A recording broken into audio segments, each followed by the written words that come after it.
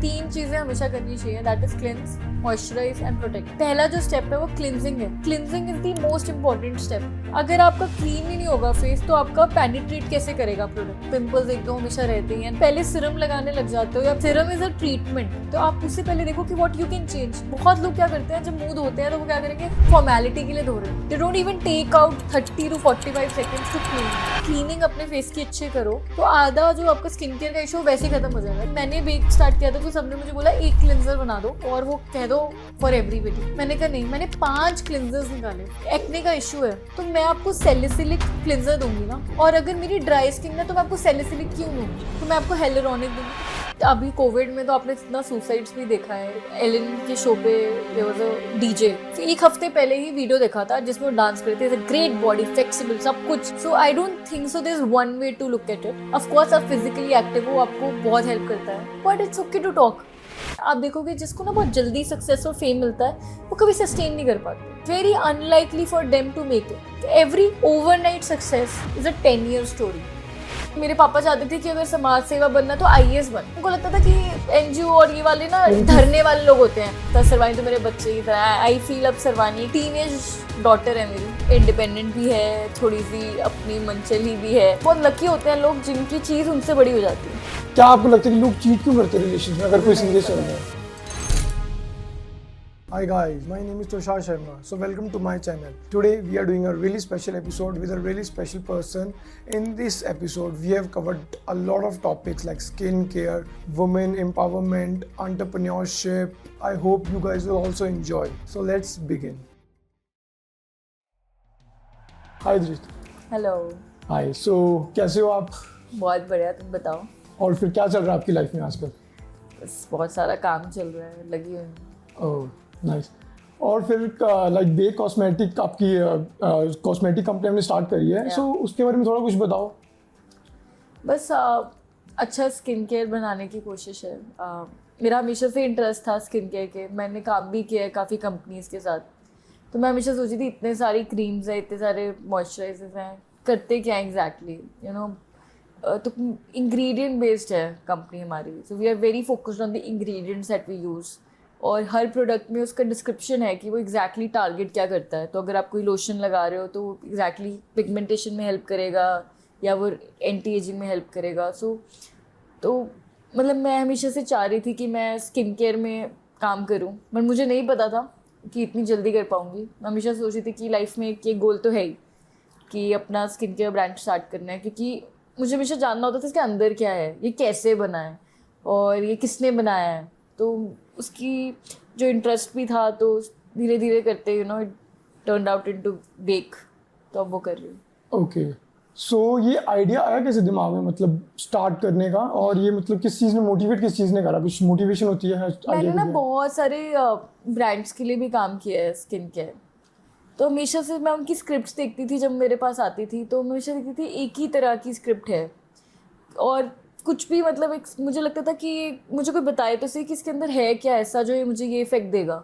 Claims बहुत सारे हैं बट उसका कोई क्लिनिकली प्रूवन नहीं था, कुछ ऐसा नहीं था कि मुझे पता चल सके कि यू नो इसके अंदर कोजिक एसिड है तो मतलब इसके अंदर पिगमेंटेशन में हेल्प होगी, या इसके अंदर अल्फा अर्बिटिन है तो हेल्प होगी। बस ऐसा था कि आप ये लगाओ तो डार्क स्पॉट्स, मतलब मुझे बहुत वेग लगता था और मेरा इंटरेस्ट था। मैं स्किन केयर में बहुत ज़्यादा शुरू से इंटरेस्टेड हूँ। मैं आई वॉज इन 11th जब मेरे ना पूरा फेस एक्ने से भर गया। तब मैं मेडिकल स्टूडेंट भी थी, तो मुझे अच्छे से याद है कि मेरा एक मोमेंट आया था जहाँ पे मेरी एक आंटी ने देखा मुझे और कहा कि आए इसने ना ऐसा गंदा सा एक्सप्रेशन बनाया। उन्होंने कहा ये पूरा फेस ख़राब कर लिया अपना। तो मतलब जैसे उन्होंने एक्सप्रेशन दिया तो मुझे सच में लगा कि मेरे साथ कुछ गलत हो गया है, मेरे साथ ना मेरी लाइफ कुछ ख़राब हो गई है, क्योंकि उनका एक्सप्रेशन मेरा फेस को देखते ही, जो मुझे हमेशा आंटी मिलते थे, अरे कैसे हो बेटा, बहुत स्माइलिंग रहते थे हमेशा देख के। तो उन्होंने ऐसे एक्सप्रेशन बनाया, अरे ऐसे क्या किया, अपना पूरा फेस ख़राब कर लिया। तो जब वो मैंने सुना ना, एकदम से मुझे जेन्युइनली फील हुआ कि सच में मेरे साथ कुछ हो गया है, यू नो मेरे क्या कुछ लाइफ ही ख़राब हो गई है कि मेरा फेस ख़राब हो गया है। क्योंकि उन्होंने ऐसे देख के कहा है इसका तो पूरा फेस ख़राब हो गया है, इसका तो पूरा ख़राब हो गया है। तो मैं बहुत ज़्यादा पढ़ाई में इतना बिजी थी कि मैंने इस पर ध्यान ही नहीं दिया था। मेरे पिंपल्स हो गए थे, फेस पे बढ़ते जा रहे थे, बट यू नो मेडिकल लिया हुआ था और स्ट्रेस में बहुत थी उस टाइम पे, कुछ सर्कमस्टेंसेस ऐसे थे, तो मैंने इतना ध्यान नहीं दिया। बट जब उन्होंने ऐसा एक्सप्रेशन किया तो कहीं ना कहीं मैंने अपनी फिर सिस्टर के पास गई और मेरी सिस्टर मैंने कहा मेरी बहन मेरा सच में मेरा फेस बहुत ख़राब है, कहती यार ये बहुत ज़्यादा एक्ने हो गया है। तो फिर मैंने अपनी मदर से ज़िद करा कि मुझे डर्माटोलॉजिस्ट के पास लेके जाओ। और मुझे याद है मैं डर्माटोलॉजिस्ट की बात की, डर्माटोलॉजिस्ट ने मुझे इतनी सारी तो लगाने की दी दवाइयाँ और साथ में खाने की दी। तो फिर मैं मेडिकल कर रही थी और मेरे हमेशा से मतलब इंटरेस्ट रहता है हर चीज़ को जानना कि क्या है। तो मेरे को याद है मैंने बैठ के आके गूगल किया एक एक क्या है उसके अंदर, क्या एक्टिव्स हैं, इंग्रेडिएंट्स है वो। तो मेरा हमेशा से इंटरेस्ट था और कहीं ना कहीं मैंने अपने एक्ने को समझा और उसी टाइम शायद 11th में अपनी स्किन टाइप को समझा और मैंने स्किन केयर के बारे में मुझे फर्स्ट टाइम पता चला। और मैं बहुत अपने आप को फॉर्चुनेट मानती हूँ कि बहुत यंग एज में मुझे पता चल गया, so that I can do preventive measures जो मैं शायद मुझे उस टाइम ना मैं जाती तो मैं सिर्फ मुँह धोती थी, मुझे नहीं पता था। सनस्क्रीन तो मैंने सुना भी नहीं था। तो मुझे याद है उन्होंने मुझे बोला कि अगर ये आप लगा रहे हो तो सन में नहीं जाना है आपको, या जो भी मैंने नॉलेज ली वो सारा गूगल के थ्रू और वो एक इंसिडेंट के बाद ली, सेल्फ स्टडी। हाँ, तो मैं हमेशा से मेरा मन था कि मेरा मन ये करता था कि मुझे अगर उन्होंने 2 ट्यूब्स दी हैं मान लो डर्माटोलॉजिस्ट ने, तो मेरा मन करता है इसका ही एक्टिव उठा के मैं कुछ बनाना चाहती हूँ। तो वो आप कैसे बना सकते हो आप, मुझे पता नहीं था और मैंने कभी सोचा भी नहीं था कि ऐसे स्किन केयर बनाऊँगी, क्योंकि उस टाइम पे मैं मेडिकल पढ़ रही थी, मेरा लाइफ का कोर्स ही बहुत डिफरेंट था। बट एक इंटरेस्ट होता है कि आप करोगे कुछ। और मैं वैसे भी जैसे आई थिंक मैं NGO भी मैंने स्टार्ट किया अपना, मेरी लाइफ में कहीं ना कहीं था ही नहीं कि मैं कभी पब्लिक लाइफ में आऊँगी या मैं कभी किसी ब्रांड के लिए काम कर रही हूँगी या अपना खुद का ब्रांड होगा, मतलब ऐसी सोच नहीं थी। वो लकीली क्या हुआ कि हर चीज़ एक कहता है ना कि it's fall into place for me, मेरे साथ वैसा हुआ कि जब मैंने स्टार्ट किया पब्लिकली, मतलब मेरा प्रोफाइल एक्टिव करी, मेरे को और ब्रांड्स का आने लगा। और तो स्किन के ब्रांड्स का बहुत आता था क्योंकि people really like my skin. तो मैं हमेशा उनकी स्क्रिप्ट्स देखती थी और मैं कहती थी क्या है ये प्रोडक्ट में है क्या, ये कैसे बनता है। और अंदर से था कि मैं एक दिन बनाऊंगी और मैं बेहतर बनाऊंगी। मुझे था कि मैं कुछ खुद का कर सकती हूँ। मुझे पता है ये एक्टिव है, कोजिक एसिड मुझे बहुत पसंद है, मुझे लगता है पिगमेंटेशन के लिए बहुत अच्छा है, मुझे पता है अल्फा आर्बिटिन बचे, तो क्या मैं मिक्स करके कुछ बना सकती हूँ। तो मेरे पास बट वो नॉलेज नहीं थी। एंड कहीं ना कहीं जब मैं काम करती रही इंडस्ट्री में और मुझे लगा ये सेम ही मॉइस्चराइजर, सेम ही क्रीम्स बार बार रीब्रांड करके लोग दे रहे हैं, तो I wanted to try something new.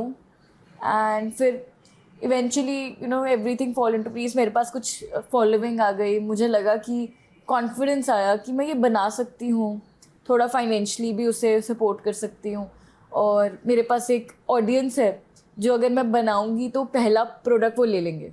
तो मुझे एक भरोसा था कि मैं दूसरों का बेच रही हूँ जो मुझे पता भी नहीं है बनता कैसे है, क्या डला है उसके अंदर एग्जैक्टली, पर मैं अपना बना के अगर उन्हें कहूँगी कि मैंने कुछ बनाया है and I think it works. और मेरा एक ही एम था कि मैं कोई भी प्रोडक्ट बनाऊँगी तो वो मैं खुद यूज़ करती होनी चाहिए, क्योंकि अगर मैं इसको इतनी लंबी बात लेके जा रही हूँ, बट मैंने ना पहले भी मेरा पहला जो फर्स्ट बिजनेस मैंने किया था वो मैन्युफैक्चरिंग ऑफ गारमेंट्स था। Okay. तो वो कुछ फास्ट फैशन था और विमेन रन था मेरा, विमेन मेड क्राफ्ट करके कंपनी है उसके अंदर। तो मैंने रियलाइज़ किया था वो हम ऐसे कपड़े बनाते थे तो शायद मैं खुद नहीं पहनती थी, तो मैंने कभी भी बहुत क्लेम नहीं किया उस प्रोडक्ट को, बिकॉज मैं बहुत यंग एज में नहीं कर पाता। हाँ, क्योंकि मैं कॉलेज में करते करते साथ में मैंने काम स्टार्ट किया था, मुझे याद है वो कैसे मैनेज किया मैंने। और मतलब उतनी समझ नहीं थी क्योंकि पढ़ भी रही थी और पहला बिजनेस था, तो मैं कभी क्लेम नहीं कर पाई कि ये मैंने बनाया, कभी वो प्राउड फीलिंग नहीं कर पाई। तो जब मैं बेक को किया तो मैं ना ये बस मेरे अंदर था कि अब जो भी लाइफ में मैंने करना है उसको मैं क्लेम कर सकूँ, यार ये मेरा प्रोडक्ट है और इसको यूज़। हाँ, तो मैं किसी को बोलती हूँ तो मैं कहती हूँ यार लो, वो मुझसे पूछेगा क्या करेगा, तो मैं बोलूँ ये करेगा, इतने दिनों में करेगा, तो आई कैन फील कॉन्फिडेंट और मुझे अच्छा लगता है कि मैं अपना प्रोडक्ट बहुत ही प्राउडली गिफ्ट करती हूँ अपने, मेरे मदर को, मेरे सारे यूज़ कर रहे हैं, मेरे मदर मेरा सारा स्किन के यूज़ कर रही है और मेरे सारे रिश्तेदारों को मैंने दिए हैं, तो मैं बहुत प्राउडली कहती हूँ कि आप ही लगाओ। तो मेरे ख्याल से वो एक इंसिडेंट था मेरा स्किन केयर का, और मेडिकल पढ़ते पढ़ते वो एक जो मेल हुआ और लेटर ऑन स्टेज पे मेरे पास एक ऑडियंस आई, थोड़े लोग जानने लगे, तो वो कॉन्फिडेंस आया कि मैं अगर इसको मार्केट करूँगी तो मैं बेच पाऊँगी। तो आई थिंक सब कुछ एक साथ मिल गया और फिर break had to happen. So audience पहले आई थी या फिर बिजनेस आइडिया पहले आया था? नहीं, बिजनेस आइडिया तो हमेशा से था कि करूँगी, बट आप सोचो ना जब मैंने 11th में होंगी मैं, तब तो कोई ऐसे ब्रांड्स भी नहीं थे होम ग्रोन, तो आपको सिर्फ बड़े बड़े ब्रांड्स, बड़ी बड़ी कंपनीज क्या स्टार्टअप वेव्स नहीं थी, हाँ, कुछ नहीं था। And all. तो वहाँ पे तब मैं कैसे सोचती कि यार मैं खुद का करूंगी, मुझे लगता था बहुत कुछ बड़ी बन जाऊंगी ना तब ये पक्का करूंगी, क्योंकि मेरा मन करता था कि यार मैं इसको मिला दूं। मैं डर्मेटोलॉजी से कहती थी कि मेरे को ना ये एक्टिव को यूज करना पसंद है, तो कहते नहीं नहीं यही है कॉम्पोजिशन, इतना ही डाल सकते हैं, इतना ही कर सकते हैं। तो मेरे को हमेशा इंटरेस्ट रहता था, तो तब उतना वेव नहीं था, पता नहीं था। मुझे तो ये भी नहीं पता था कि बिजनेस करूंगी नहीं करूंगी। मुझे तो मेरा लाइफ का तो अलग ही था। मेडिकल कर रही थी, सोचा था क्या पता डॉक्टर बनूंगी, या मैंने सोचा था मैं कोई जॉब करूंगी। मतलब वो तो सोच ही नहीं थी उस टाइम पे। पेरेंट्स सपोर्टिव थे इसमें? देखो मेरे पेरेंट्स ना हर पेरेंट्स की तरह हैं, वो बच्चे का बेस्ट चाहते हैं बस। तो जब मैंने स्टार्ट किया था, ऑफ कोर्स मेरे पेरेंट्स ने, इवन जब सरवानी को स्टार्ट किया था, तो उनको एक होता ना बच्चे को कि बच्चा अपना लाइफ में कुछ खराब ना डिसीजन ले ले। बिकॉज जब मैं काम स्टार्ट करी थी, एक तो बिजनेस, जब मैं बड़ी हो रही थी, अब तो बहुत सारी फीमेल एंटरप्रेन्योर्स आ रही हैं और नए से नए you see them succeeding also. But जब मैं थी तब नहीं थी, women entrepreneurs was not a thing. मैंने सिर्फ जॉब भी शायद गवर्नमेंट जॉब या एक टीचर्स की जॉब में फीमेल्स को देखा था। तो मेरे जब मैं बड़ी हुई थी तो मेरे पेरेंट्स ये चाहते थे कि कुछ भी करो बेटा, अपने आपको फाइनेंशियली सिक्योर करो, कि ये सब तो ठीक है। और बिजनेसेस का तो मतलब मैंने तो हमेशा लड़कों को ही करते देखा था। मतलब मैंने फैमिली बिजनेस तो हमेशा यही सुना है कि बेटे ही करते हैं, और बेटियों तो मैंने कभी इन्वॉल्वमेंट देखा नहीं है। मेरे अंदर हमेशा से था कि खुद कुछ करना है। अब वो क्या करना है, वो कैसे करना है, वो शायद उसका इतना क्लियर आइडिया नहीं था। बट जब मैं सरवानी को मैंने स्टार्ट किया था, तो मेरा यही था कि सरवानी को फंड करने के लिए, शायद अगर सरवानी मेरी लाइफ में नहीं आती, सरवानी मेरी एक ऑर्गेनाइजेशन है जो मैंने अपने अंडरग्रेड में स्टार्ट की थी, सरवानी ना आती तो मुझे सरवानी आज एक NGO है, बट जब मैंने सरवानी स्टार्ट किया तो व्हाट्सएप ग्रुप था। तो मुझे लोग बोलते थे, हम ना जाते थे वीकेंड पे पढ़ाने, तो मुझसे पूछते थे कि NGO है क्या। और मेरे को ये NGO का मतलब ही नहीं पता होता था कि non government organisation full form होती है, उसकी एब्रीवेशन है। मुझे कुछ नॉलेज नहीं थी, मैं एक पंजाबी फैमिली से हूँ, मेरे लिए तो बस ये था कि सेवा है, मेरे पास टाइम है तो मैं कर रही हूँ। तो किसी ने बोला अच्छा NGO क्या कहते हैं, NGO है, तो मैंने कहा NGO कैसे बनता है। फिर मुझे लड़कियों ने जो टीम में थी उन्होंने बोला यार हम तभी आ सकते हैं जब तू सर्टिफिकेट दे, क्योंकि हर कोई रोड ट्रैक में या NSS में जा रहा था, तो कोई भी आने को ऐसे रेडी नहीं था विदाउट सर्टिफिकेट।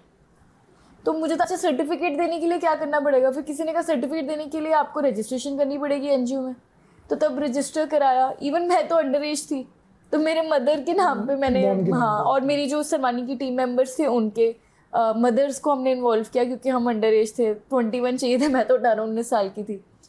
तो जब वो बना लिया तो फिर लोगों ने पूछा इसको चलाओगे कैसे, पैसे कहाँ से आएंगे। अब ये देखो ना, मेरे पास स्टार्टिंग में सरवानी के आई थिंक 2-3 हज़ार रुपये मैंने अपनी मदद से लिए थे, वो भी टी-शर्ट और स्टैंडी के लिए।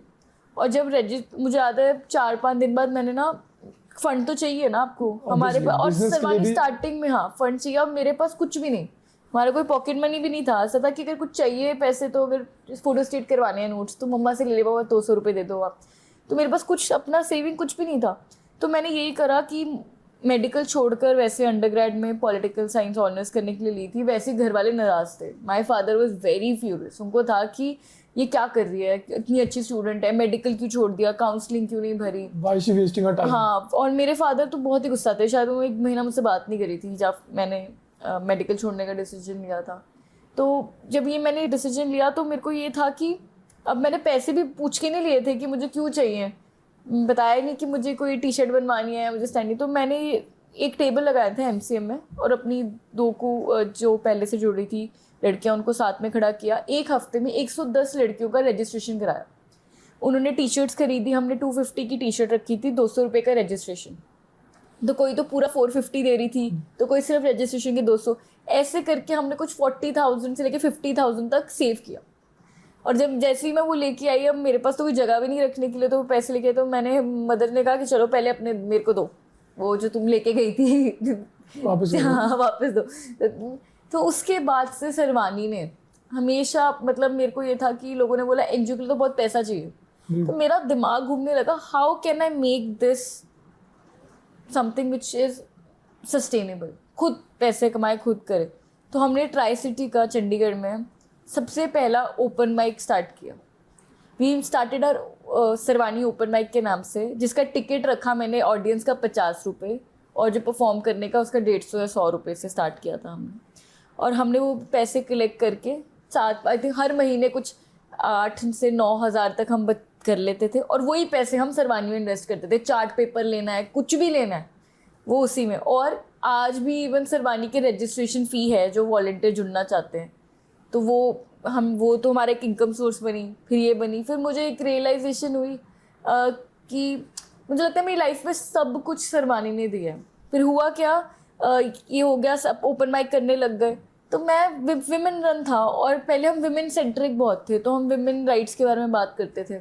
तो ना मुझे किसी ने एक चीज़ बोली कि दृष्टि यार, ये तुम किसी को भी जाके ना लेडी को भाषण दे दो कि तुम्हारा हस्बैंड मारता है तो तुम क्यों उसके साथ रह रही हो, तुम्हें क्यों अपना इज्जत नहीं प्यारी है, वो तुम जितनी मर्जी बकवास करते रहो। मैं भी आई थिंक 19 साल की थी, तो मेरे पास इतना, मुझे भी मैच्योरिटी नहीं थी।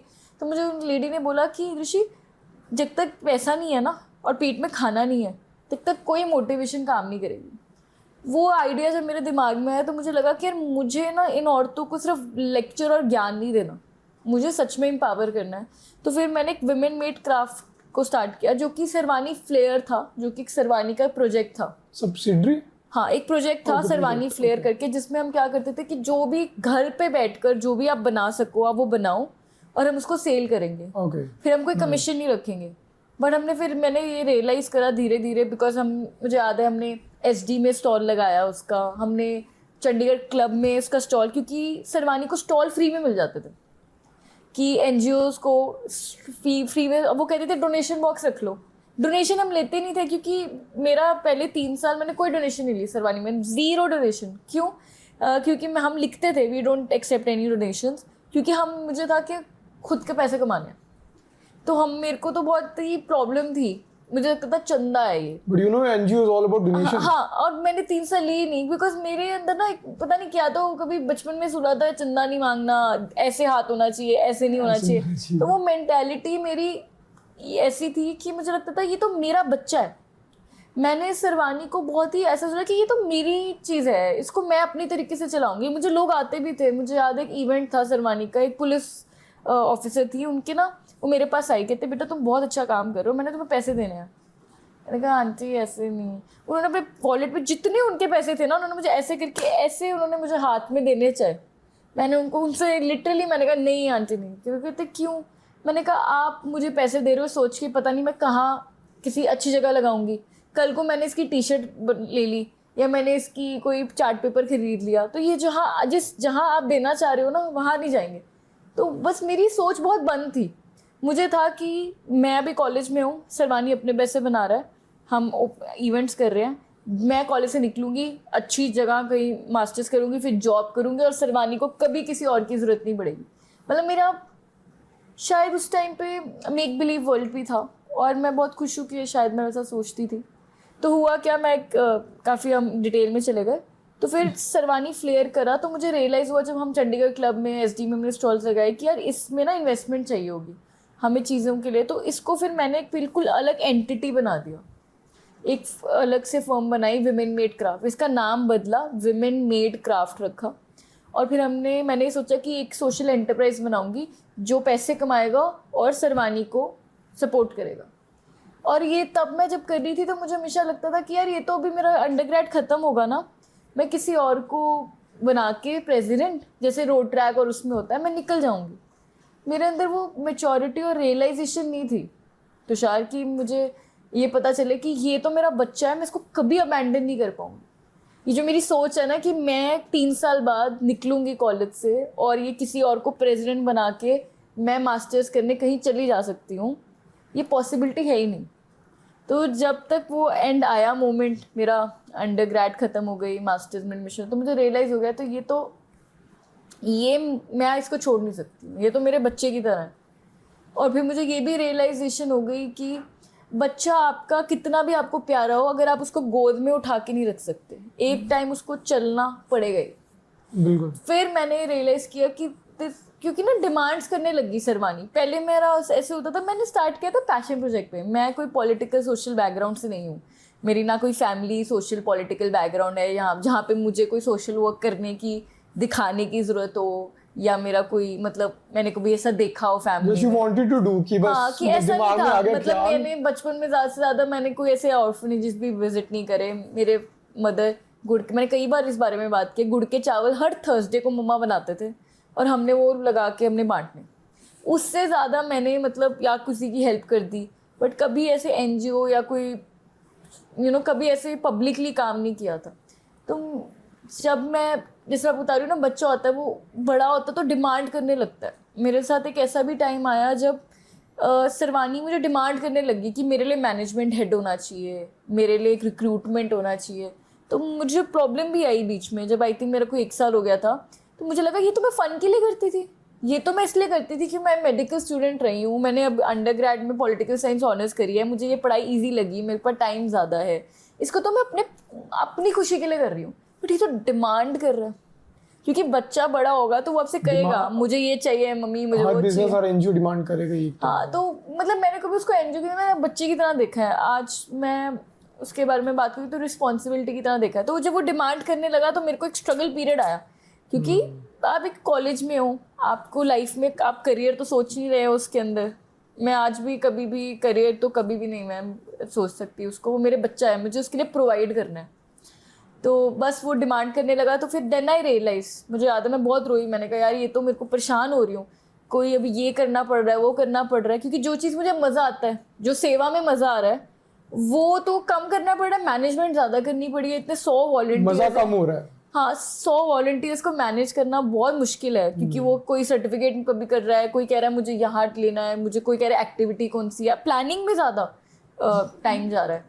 बट फिर देन आई रियलाइज कि बहुत लकी होते हैं लोग, क्योंकि ऐसा हो गया था कॉलेज में, लोग मुझे नहीं जानते थे, किसी को नहीं पता सरवानी कौन चलाता है, उसको सरवानी पता था लोगों को, दृष्टि कौन है उनको नहीं पता था। तो दैट्स अ गुड थिंग। बहुत मुझे इतना मैंने ये सोचा कि मैं इस चीज़ को बुरा समझ रही हूँ कि ये मेरा बच्चा बड़ा हो रहा है, अब मैं उसको गोदी में उठा नहीं पा रही, ये भागना चाह रहा है, ये चलना चाह रहा है। तो ये बहुत लकी होते हैं लोग जिनकी चीज़ उनसे बड़ी हो जाती है। बहुत ज्यादा, तो हाँ, बट मैच्योरिटी नहीं थी ना, आप सोचो आई वाज अ किड। मैं उस पे आऊंगा अभी मैच्योरिटी में, क्योंकि बिल्कुल भी नहीं, अभी भी मुझे लगता है कि मैं अभी वो देखती हूँ तो मैं कई बार सोचती हूँ कि कितना भगवान जी ने, परमात्मा ने मेरे पे कितना कर्म किया होगा कि मैं उस टाइम पे जो करना चाह रही थी कर पाई। क्योंकि आज मैं अगर उसको देखूँ ना तो मुझे लगता है यार ये सोचती क्या थी, ये इसकी सोच मतलब बिल्कुल ही मेक बिलीव थी, और ये बहुत ही आइडियलिस्टिक वर्ल्ड में रहती है। क्योंकि मैंने अब ज़िंदगी में धक्के खा लिए हैं, मैंने धोखे देख लिए हैं, मैंने को पता है कि बट वो लड़की को ना वो इतनी आई थिंक प्रोटेक्टेड भी थी कि शायद उसके साथ इतना बुरा हुआ भी नहीं, वो जहाँ जाती थी उसको रास्ता मिल जाता था। तो आई रियली एडमायर, एंड मुझे बहुत सोचती भी हूँ कि यार ये लोग कैसे 100 लड़कियों ने कैसे फॉर्म भर दिया, मतलब उन्होंने देखा नहीं, मेरे से सीनियर्स थी मेरी जो सेकंड थर्ड ईयर में, उन्होंने फॉर्म भरे, तो मैं सोचती थी कि उन्होंने मुझ बच्ची पे कैसे विश्वास कर लिया, क्योंकि तब तो मैं टॉम बॉयज थी, मैं स्पोर्ट्स शूज़ पहन के बाल टाई करके पोनी में रहती थी, एक ही टी-शर्ट पहन के सरवानी की घूमती रहती थी कॉलेज में। तो मैं कई बार सोचती हूँ कि कैसे कैसे मैं कर पाई वो। बट देन धीरे धीरे सरवानी को मैंने कहा कि नहीं, फ्रीडम दिया, पीपल स्टार्टेड नोइंग। तो जो बिजनेस का है, तो मैंने जब विमेन मेड क्लब स्टार्ट किया तो देन आई रियलाइज कि पैसे चाहिए इसको करने, सेवा करने के लिए भी पैसे चाहिए। तो शायद सरवानी ना होता तो मैं बिजनेस का ना सोचती, विमेन मेड क्राफ्ट को अलग ना करती, पहला बिजनेस ना स्टार्ट करती। एंड देन उसकी जब मैं एक एंटरप्रेन्योर साइड में चली गई तो मुझे लगा कि ये भी सेवा है। आप सोचो ना, आप किसी को प्रोडक्ट भी बेच रहे हो, आज मैं देखती हूँ कोई प्रोडक्ट यूज़ करके ना जब रिव्यू देता है तो मुझे लगता है यार अगर उसको अच्छा लगा है, उसको फ़र्क पड़ा है, तो मुझे लगता है कि सेवा हो रही है। This is also I believe when I create a product, मैं प्रोडक्ट ड्रिवन बहुत हूँ, मतलब मेरा सारा जो कंपनी है दिस इज़ प्रोडक्ट, या आप किसी को सर्विस भी दे रहे हो तो इट इज़ अ सेवा, कि मैं किसी को प्रोडक्ट भी दे रही हूँ, वो लगा रहा है, तो यार अगर उसको लाइफ में वो एक चीज़ बेटर हो रही है, हाँ पॉजिटिव हो रहा है, तो ये भी सेवा है मेरे लिए। तो आज मतलब सरवानी तो है ही मेरे साथ, सरवानी तो मेरे बच्चे की तरह है। आई फील अब सरवानी टीनेज डॉटर है मेरी, जो अपने आप इंडिपेंडेंट भी है, थोड़ी सी अपनी मनचली भी है, एंड धीरे धीरे आई जस्ट वांट कि I can support Sarwani as a person जो उसके साथ है। That's really good. आप अभी मेच्योरिटी की बात कर रहे थे, बट लेकिन एज पर अगर हम मेच्योरिटी देखी जाए तो आपकी जो एज में है ना, गर्ल्स वगैरह की स्कूल में नॉर्मल चल रहा है, लोग अपने बॉयफ्रेंड गर्लफ्रेंड्स के बारे में सोच रहे हैं, व्हाट्सएप वगैरह चल रहे हैं, इंस्टाग्राम, सोशल मीडिया है ना, कोई नहीं सोचता कि एनजीओ खोले, मतलब एनजीओ नहीं, लाइक कुछ करना है, कुछ इम्पैक्ट करना है वर्ल्ड के लिए, है ना। ये बात मैं बोलूँगी। तो मेरे लिए अब कोई पूछता है कि यार तुमने कैसे किया, तो मैं आपको बताती हूँ। तो मैं गर्ल्स कॉलेज में थी, मेडिकल छोड़ के वैसी, और मैं ना, मेरे कोई ज़्यादा फ्रेंड्स थे, आई हैड नो फ्रेंड्स तब। तो मैं स्टूडियस बहुत थी, और दूसरा मेरा कोई डिस्ट्रैक्शन नहीं था, ना फ्रेंड्स थे ना बॉयफ्रेंड्स थे, कुछ भी नहीं था। मेरे पास था क्या, वो किताबें थी जिनको मेरे को लगता था मैं पढ़ लूँगी, और मेरे पास टाइम था, मुझे लगा। और बहुत लोग बोलते हैं कि ये तो बड़ा सेल्फलेस काम कर रहे हो, तो मैं सेल्फलेस नहीं समझती, मैं समझती हूँ सेल्फिश काम है। क्यों? क्योंकि शायद मुझे इसमें मज़ा आता है, हाँ, तो इसलिए मैं कर पाई। अगर मुझे इसमें मज़ा नहीं आता तो शायद मैं नहीं करती। Nice way of thinking, to be हाँ, ऑनेस्ट। तो मैं को बोलते हैं बड़ा सेल्फलेस काम करो, मैं कह रही हूँ मुझे शायद पार्टी करने में अगर उतना मज़ा आता तो शायद मैं पार्टी कर रही होती, पर मुझे मज़ा ही इसमें आता था। So you were not into parties and everything, कुछ भी नहीं, मतलब बिल्कुल मैंने बंक नहीं करी एक क्लास। आप मानोगे मैंने एक क्लास बंक नहीं Do you करी अपनी regret? लाइफ में। कभी कभी मेरे को लगता है रिग्रेट फील होता है, बट मैंने ना फिर ट्राई भी करा। अब जब मैं ट्राई करती हूँ तो मैं जाती भी हूँ कभी पार्टी में किसी का, तो मुझे पता चलता है कि ये इतना मुझे मज़ा नहीं आता। It is not for me. हाँ, तो फिर अब जो कोई बोलता है कि बड़ा सेल्फलेस काम करते हो, तो मेरे को लगता है मैंने बहुत सेल्फिश काम किया है, क्योंकि मज़ा आता है मुझे उसमें। मुझे वही चीज़ शायद मेरे लिए बनी थी, वो मुझे, मैं आज भी मुझे याद है, मैंने जब मेरा ऑफिस है यहाँ पे, मैं ड्राइव करके जाती हूँ, तो मैं ऐसे 5-6 महीने हुए, तो मैंने अपने ऑफिस में अपने पार्टनर को बोला, बिजनेस पार्टनर, मैंने कहा यार बहुत मेहनत करनी है, 10 साल इतनी मेहनत करनी है ना, बट मुझे ना वापस वहीं ग्राउंड पे जाना है, मेरे को वापस से वो सेवा करनी है। मैं पैसे भी इसलिए कमा रही हूँ कि क्योंकि कोई मुझे ये ना बोल सके कि ये दृष्टि सरवानी को प्रोवाइड करिए, खुद क्या है। मुझे था कि मैं खुद कुछ बन सकूं, और 10 साल मैं बहुत मेहनत करना चाहती हूँ। मैं चाहती हूँ कि इतना कि कल को मेरे बच्चों को या मेरे को फैमिली, क्योंकि मैं ट्रेडिशनल हूँ, मुझे वो चाहिए, वो सब बच्चे फैमिली, तो मैं उनका ख्याल रख सकूँ, इतना मैं चाहती हूँ। पर मैंने करना तो वही काम है, बिकॉज उसमें मुझे जेन्युइनली, मतलब मेरे अंदर से लगता है कि ये काम मेरे लिए है, मेरा बहुत काम करने का मन है। और अभी मुझे कई बार लगता है कि क्योंकि अब मैं ऑफिस होती हूँ तो नहीं इतना इन्वॉल्व हो पाती, और कई चीज़ें मिस आउट करती हूँ। शेरवानी में ऐसा होता था पहले 3 साल किसी ने न्यूज़पेपर में हमें नहीं डाला, कोई न्यूज़ नहीं, मीडिया नहीं आई। तो मुझे अच्छे से याद है कि मेरे मदर भी मुझे स्टार्टिंग में समझाते थे कि बेटा ये काम ना तब करना जब जेब में खुद के पैसे हों, क्योंकि आप अभी ना, मेरे पापा चाहते थे कि अगर समाज सेवा बनना तो IAS बन, मतलब समाज सेवा करनी है तो IAS OAS बनो, अपनी भी सेवा। ये सब नहीं समझ आता। ये सब तो तुम मेरे फादर को, क्योंकि हम लोगों ने कभी देखा ही नहीं ना NGO, ये सब पता ही नहीं था, तो उनको लगता था कि NGO और ये वाले ना धरने वाले लोग होते हैं, ये जाके अभी किसी थाने के बाहर धरना देगी या कोई प्रोटेस्ट में, मतलब उनके दिमाग में ये सोचती। और पेरेंट्स डरते हैं, आप वो नहीं चाहते कि आप कुछ भी ऐसा करो, स्पेशली पेरेंट्स चाहते हैं कि आपका फ्यूचर सिक्योर हो। तो मेरे पेरेंट्स मैंने तब डांट खा के, तब भी पता नहीं मेरा दिमाग कैसा था, मुझे नहीं पता, सो फिक्स्ड कि ये मेरा बच्चा, मैं तो करूँगी, मेरे को पैसे हो ना हो। मैंने जुगाड़ लगाए, मेरा एंटरप्रेन्योरियल साइड मुझे पता चला कि मैं बनी हूँ इसके लिए, क्योंकि मैं दिमाग लगाती थी कि सरवानी के ये काम करना है, इसके लिए इतने पैसे चाहिए, आएंगे कहाँ से, ये सरवानी के इवेंट कितने ओपन माइक करने पड़ेंगे तो इतना इकट्ठा हो जाएगा, ओपन माइक नहीं करेंगे तो टॉक्स कर लेंगे, या विमेन मेड क्राफ्ट के प्रोडक्ट सेल करके पैसे आ जाएं, ज़्यादा कुछ 3-4 हज़ार ही चाहिए होते थे, बहुत कम ही चाहिए होते थे, पर हमेशा दिमाग चलता था मेरा कि Sarvani has to buy this, how can this be possible. तो मेरे ख्याल बहुत ही So Sarvani is a driven factor, like उसने सब कुछ है, मोटिवेट करा है। हाँ, मुझे ऐसा लगता है कि मैं किसी को बोलती हूँ, एक मजाक में बोलती हूँ, मैंने कहा ये तो टीनेज प्रेगनेंसी की तरह है, you never plan this is not something that you plan that I want to be pregnant and be a teenager, very controversial thing to say, but मुझे ऐसा लगता है कि ये मैंने सोचा तो था नहीं ना, ये कोई सोचेगा कि 18-19 साल की उम्र में कि मैं इंजॉय ना करूँ या मैं ये NGO स्टार्ट कर लूँ और मैं इतना प्रेशर लूँ। मैं सोचती थी, कभी कभी सोचती भी थी, मैं ना अपनी, मेरी सिस्टर है बड़ी, मेरी सिस्टर जा रही है फ्रेंड्स के साथ, उसका गर्ल्स का ग्रुप है, मेरा कोई ग्रुप भी नहीं, और वो वीकेंड्स पे जा रहे हैं, और मैं वीकेंड पे क्या कर रही हूँ, मैं इवेंट कर रही हूँ, या मैं इवेंट की कोई मीटिंग कर रही हूँ, मैं काम कर रही हूँ, मेरा कोई ड्राइव चल रहा है या मेरा कोई ओपन माइक हो रहा है, मतलब मेरा weekend was different, entirely different from any of my siblings. तो एक दो बार मेरे को लगता था कि यार मैं कर क्या रही हूँ, बट पता नहीं, मुझे नहीं पता, मुझे बस वही करना था। और आज भी मेरे को अगर मौका मिले, मुझे कोई कहे कि नहीं अपने बिल्स नहीं पे करने, तो मैं तो 100% वही हूँ। तो इसलिए शायद इतनी मेहनत भी कर रही हूँ, क्योंकि मुझे है कि मैं वहाँ बस मैं चाहती हूँ कि एक चीज़ सेटल होके, I just want to do seva. So in school, yeah, I can guess like you were a corner kid, like the shy kid. हाँ, I and the was the introvert, topper like kid. no one. Nobody likes the teachers love. You know, I was that kid जो कि teacher को बहुत पसंद आएगा। मुझे याद है मैं काश हिमांशु होता है, मैं बाती हूँ, मेरा हम नर्सरी से लेके ना अभी तो डॉक्टर बन गया है, उसने मेडिकल कर ली थी, मैंने साथ ही ली थी, तो अब मैंने तो छोड़ दी थी।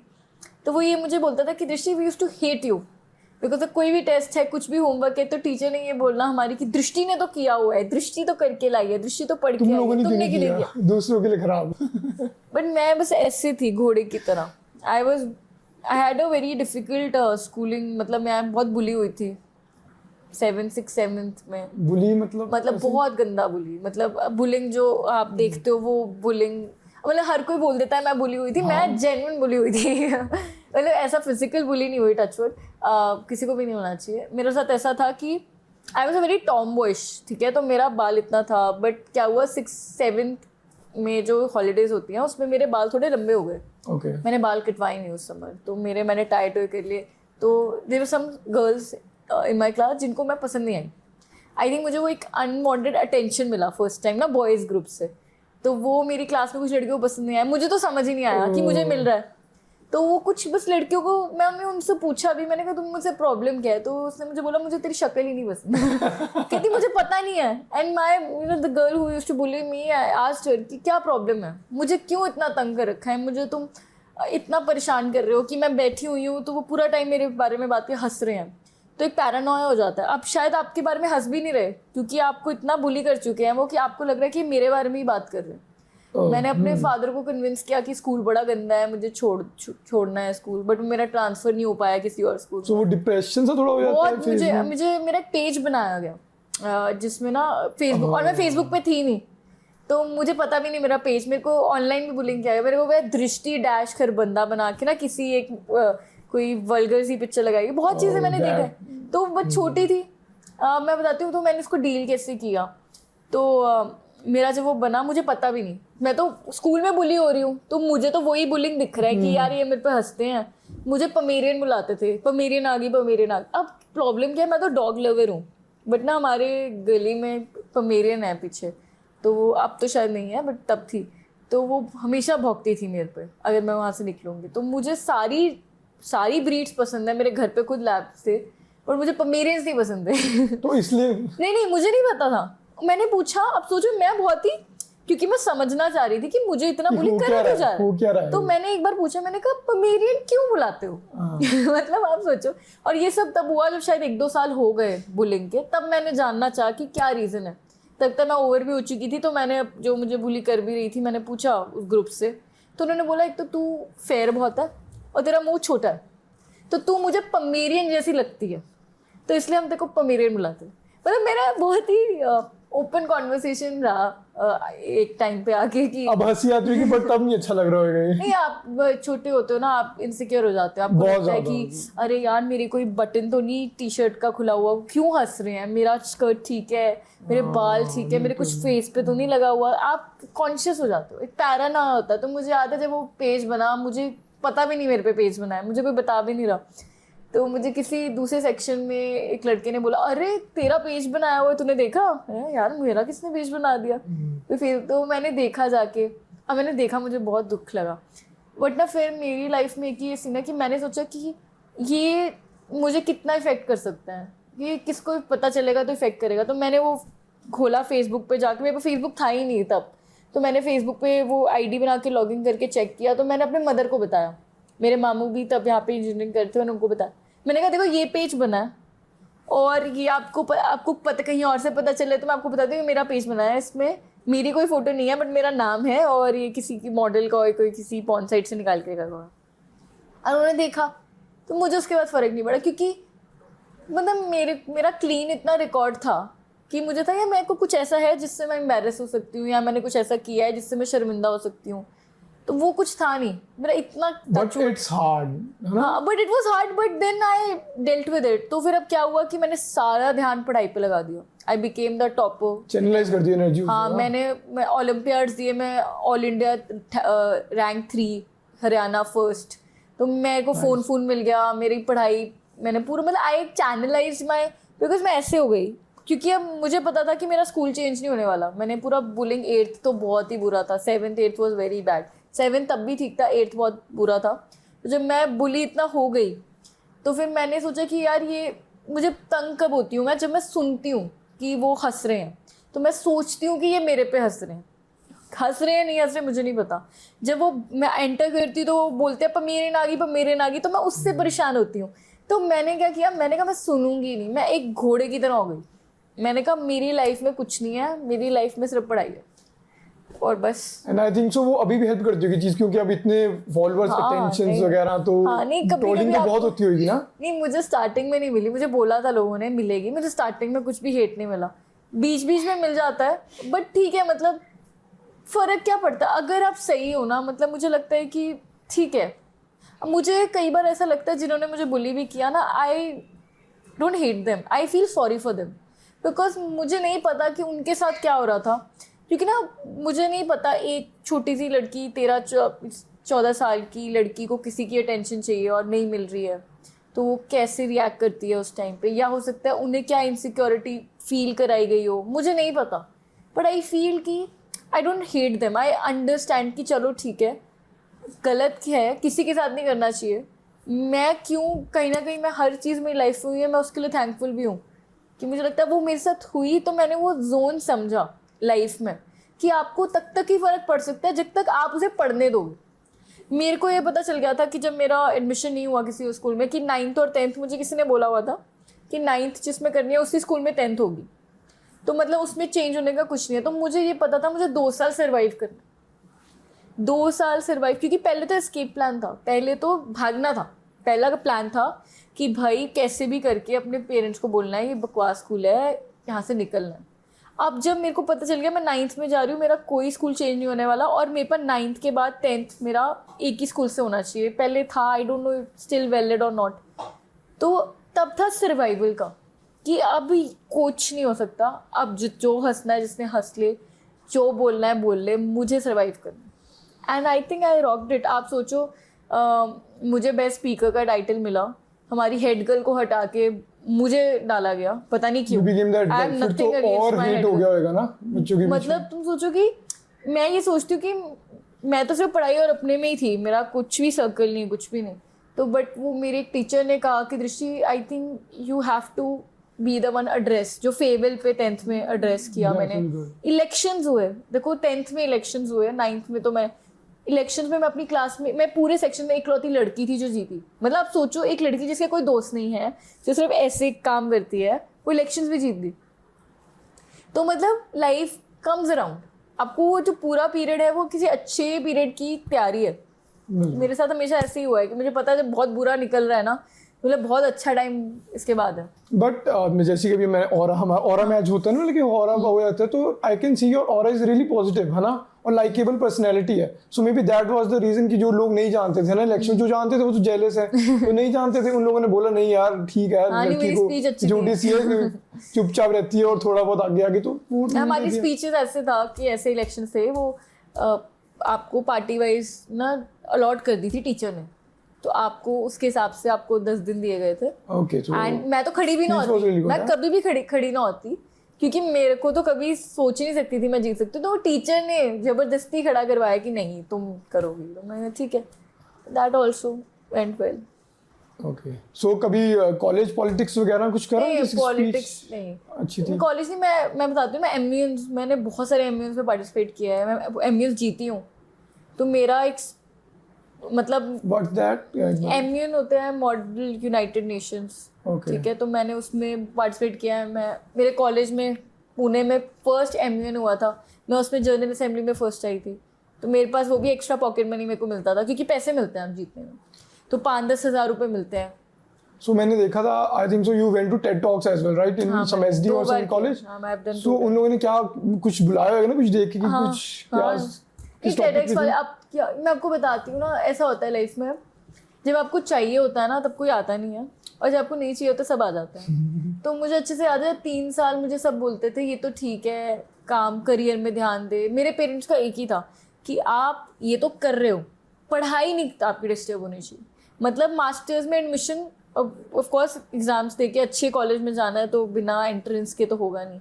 तो वो था कि ये सब तो कर रही है, ये तो तेरा अपना एक्स्ट्रा है बच्चे, पढ़ाई पे डिस्टर्बेंस नहीं होनी चाहिए। तो कहीं ना कहीं जो यही था कि मैं किसी भी तरीके से अपनी पढ़ाई पे डिस्टर्ब ना रहूं, और ये साथ में कुछ भी एक्स्ट्रा करिकुलर एक्टिविटी है वो मैं करती रहूं। तो एमयूएंस करने, अलग डिबेट कॉम्पिटिशन्स, ये मुझे बहुत चीज़ें पसंद थी, ये they were part of my hobbies. तभी शायद जर्नलिज्म का भी मेरे अंदर ध्यान आया, मुझे लगता था कि मैं जर्नलिज्म कर सकती हूँ। सो स्टेज फियर नहीं था, कुछ लगा नहीं कभी स्टेज पे जाके कि? मुझे एक बात मैं बताती हूँ, मेरा स्टेज फियर कहाँ से आता है। अब आप सोचो ये बात, ये बहुत ही इंटरेस्टिंग चीज़ है कि मुझे कभी भी नहीं लगा कि I am easy on the eyes, और मैं थोड़े प्रेजेंटेबल या मैं अच्छी दिखती हूँ, ऐसा कॉन्फिडेंस था नहीं। बुलीड लड़की सच में नहीं था? हाँ नहीं था, और ये कोई मानता नहीं है। और क्योंकि मैं सोचा एक टॉम बॉय थी, मेरे पहले तो यहाँ तक ही बाल थे, ठीक है, तो और मेरा बिल्कुल ध्यान नहीं था। उसके बाद जब मेरे थोड़े बाल भी बढ़े तो ऐसा था कि मुझे पोमेरियन बुला रहे हैं, तो पोमेरियन कोई ऐसा सुंदर तो वर्ड है नहीं कि आपको ऐसा तो नहीं कि फोटो खोल के देखना स्टार्ट कर दिया कि क्या इशू है। हाँ नहीं ऐसा नहीं है, मुझे फर्क नहीं पड़ा। मुझे हमेशा ऐसा लगता था, मैं आपको जो जेन्युइनली मेरी सोच ये थी ना कि मैं हमेशा शीशे में, अगर मैंने कभी देखा भी, मेरे फादर वाज लाइक कि शीशे में मत देखा करो, शीशे में नहीं देखना। मतलब ही वाज लाइक कि अगर आप 2 मिनट ज़्यादा खड़े हो तो मना करते थे। उनको लगता था कि जो ज़्यादा देखते हैं वो कॉन्शियस हो जाते हैं। तो मैंने कभी इतना ध्यान नहीं दिया। मुझे राइट, ठीक है, और मुझे पोमेरियन बोला भी मेरे स्किन कलर की वजह से, क्योंकि वो कहते हैं आप थोड़ा फेयर थी मैं अपने क्लास में, तो मुझे पोमेरियन वाइट, क्योंकि पोमेरियन वाइट होते हैं, तो मेरे कुछ ऐसा मेरा सेल्फ इमेज ऐसा नहीं था कि मेरे को लगेगा मैं बहुत अच्छी दिखती हूँ। तो मुझे हमेशा स्टेज पे ऐसा लगता था कि मुझे और बहुत सारी लड़कियों को बहुत एक अच्छा लड़का चाहिए, ठीक है। मैं एक बहुत ही रोमांटिक लड़की थी और हमेशा ऐसा सोचती थी कि यार मेरा प्रिंस चार्मिंग भी होगा। I never had a boyfriend, nothing, so मेरा कोई सीन ऐसा था नहीं। तो मैं सोची थी कि अब मुझे भी वैसा लड़का चाहिए जो हर लड़की को चाहिए, हर लड़की को एक बेहतरीन लड़का चाहिए। तो भगवान जी मुझे क्यों देंगे? तो मुझे लगता था कि वो सारी क्वालिटीज़ जो मैं एक लड़के में कभी चाहूँगी कि मेरा प्रिंस चार्मिंग ऐसा हो, तो वो मेरे अंदर होनी चाहिए। क्योंकि भगवान जब बांट रहे होंगे तो वो सोचेंगे, मैं बहुत लॉजिकल सोचती थी अपने दिमाग में, फिर सोच रहे होंगे कि यार इसको क्यों मिले, दृष्टि को क्यों मिले, तो दृष्टि में ऐसा क्या है। तो मैंने हमेशा अपनी ना चीज़ों पे काम किया। मेरे को कॉन्फिडेंट लड़के, वेल स्पोकन लड़के पसंद थे। तो मैं सोचती थी कि मैं खुद वैसी बनूंगी जैसा मैं लड़का चाहती हूँ, एंड तब मैं डिजर्विंग होंगी। मतलब मेरा बचपन का सोच ऐसे था, इनोसेंस थी बचपन में, बहुत इनोसेंस थी। अब तो इवॉल्व हो गया, मुझे अब जाके रियलाइज हुआ कि शायद जो मैं ढूंढ रही थी ना मैं खुद बन गई हूँ। तो शायद ऐसा ढूंढने की जरूरत नहीं है। जब बंदा बड़ा होता है, मैच्योर होता है, उसको रियलाइज होता है। मैं सोच रही थी कि मैं ये बन जाऊँ जिससे मुझे वो मिल जाए कोई ऐसा। फिर जब मैं बड़ी हुई, एंड मुझे याद है मैं फर्स्ट बिजनेस में फैक्ट्री जब चला रही थी विमेन मेड क्राफ्ट की, तो मेरा यही रियलाइजेशन हुआ कि यार ये जो मैं सोचती रही ना कि मुझे ऐसा चाहिए वैसा चाहिए, वो तो मैं खुद ही बन गई। तो मतलब वो खुद से पहले एक्सेप्टेंस और प्यार ज़रूरी है कि रेदर देन फाइंडिंग समबडी।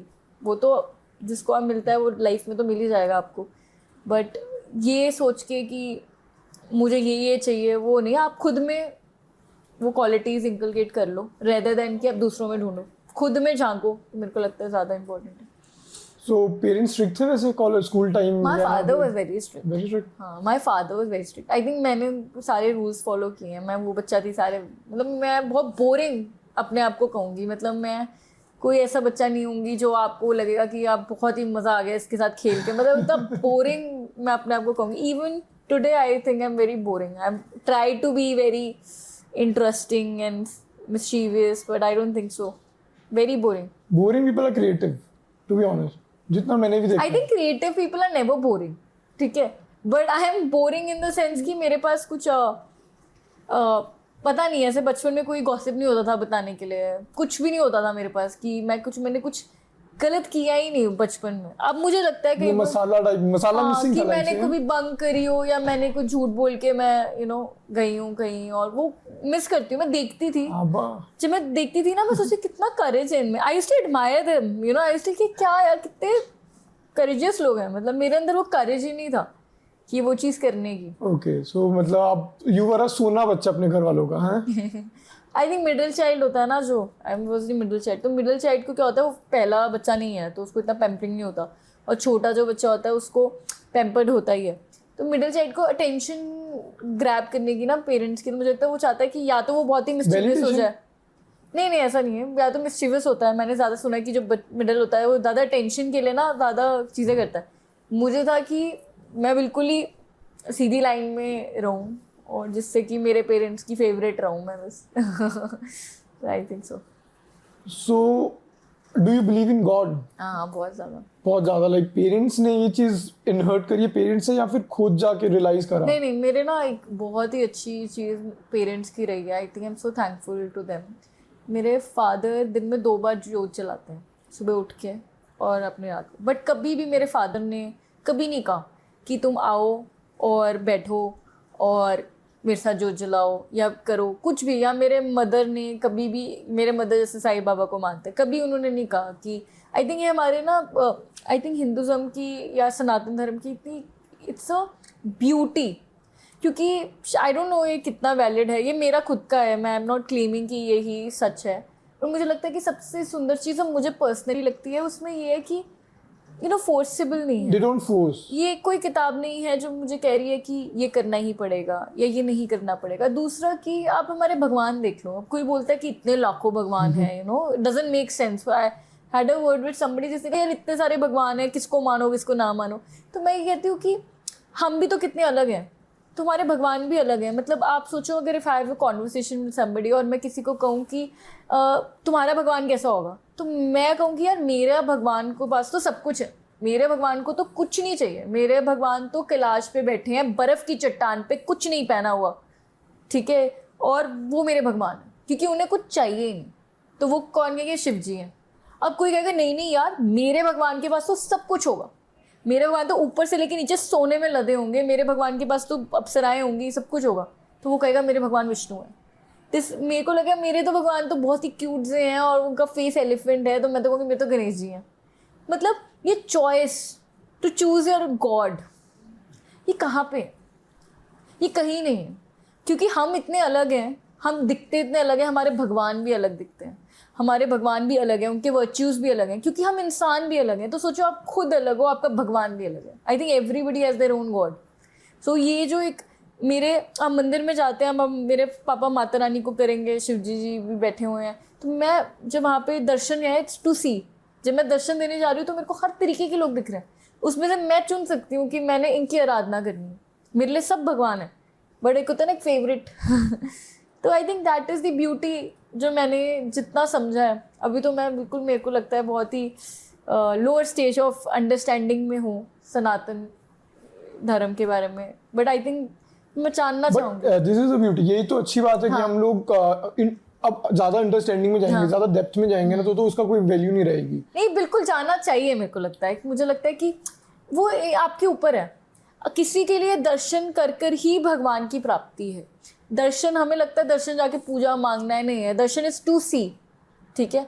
तो आप जब दर्शन कर रहे हो तो किसी के लिए सिर्फ भगवान को देख लेना ही ओके, किसी के लिए जाप करना, तो किसी के लिए हवन करना, तो इट्स किसी के लिए शायद कुछ भी नहीं। आप सोचो मेरे फादर 2 बार पूजा करते थे, मेरे दादू मंदिर जाते ही नहीं थे, वो मंदिर 2 बार शायद साल में बैठते होंगे, एक टाइम दिवाली पे, एक टाइम उस पर, तो मतलब किसी पूजा पे। तो मैंने फैमिली में इतना डिफरेंट कल्चर देखा है कि कोई किसी को कुछ कहता नहीं है, कोई किसी को कंपेल नहीं करता कि मैं ये करता हूँ तो तुम ये फॉलो करो। तो मेरे को लगता है ये मेरे पेरेंट्स को, आई एम वेरी थैंकफुल कि उन्होंने ओपन चॉइस रखी। मतलब मैं वेजिटेरियन हूँ, मेरे फादर वेजिटेरियन है, बट मेरे घर पे लोग नॉन वेजिटेरियन हैं, मेरे मदर भी हैं, बट किसी को कोई कहता नहीं है। मेरा वेजिटेरियन होना मेरी चॉइस रहा है। मेरे फादर नहीं खाते थे, मैंने नहीं खाया, बट मेरे मदर नहीं खाते, तो मतलब एक इंडिपेंडेंस और एक चॉइस मुझे लगता है कि वो लाइफ में होनी चाहिए। That is good.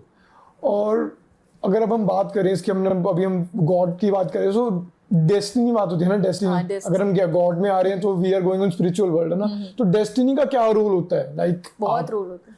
क्योंकि आई कैन सी कि आपने सरवानी से आए है ना, उससे आपने आपका पूरा उससे सराउंडेड हुआ ना, बिजनेस हुआ, बेक कॉस्मेटिक भी एक तरीके से उसने मोटिवेशन दी है ना, क्योंकि आपने उसको फीड करना है। तो हाँ, मेरा बच्चा है तो मतलब उसने तो अब करा ही। डेस्टिनी मुझे लगता है कि अब मेरी अब स्टोरी आप देख लो ना, मतलब मैं कई बार सोचती हूँ भगवान को, ना मेरे अंदर कभी ऐसा कॉन्फिडेंस था, ना मेरी कोई इच्छा थी कि मैं कोई पब्लिक फिगर बनूं या मुझे थोड़ी बहुत भी पॉपुलैरिटी मिले, मतलब ना मेरी ऐसी इच्छा थी, ना ऐसा कभी सोचा था ऐसा हो सकता है।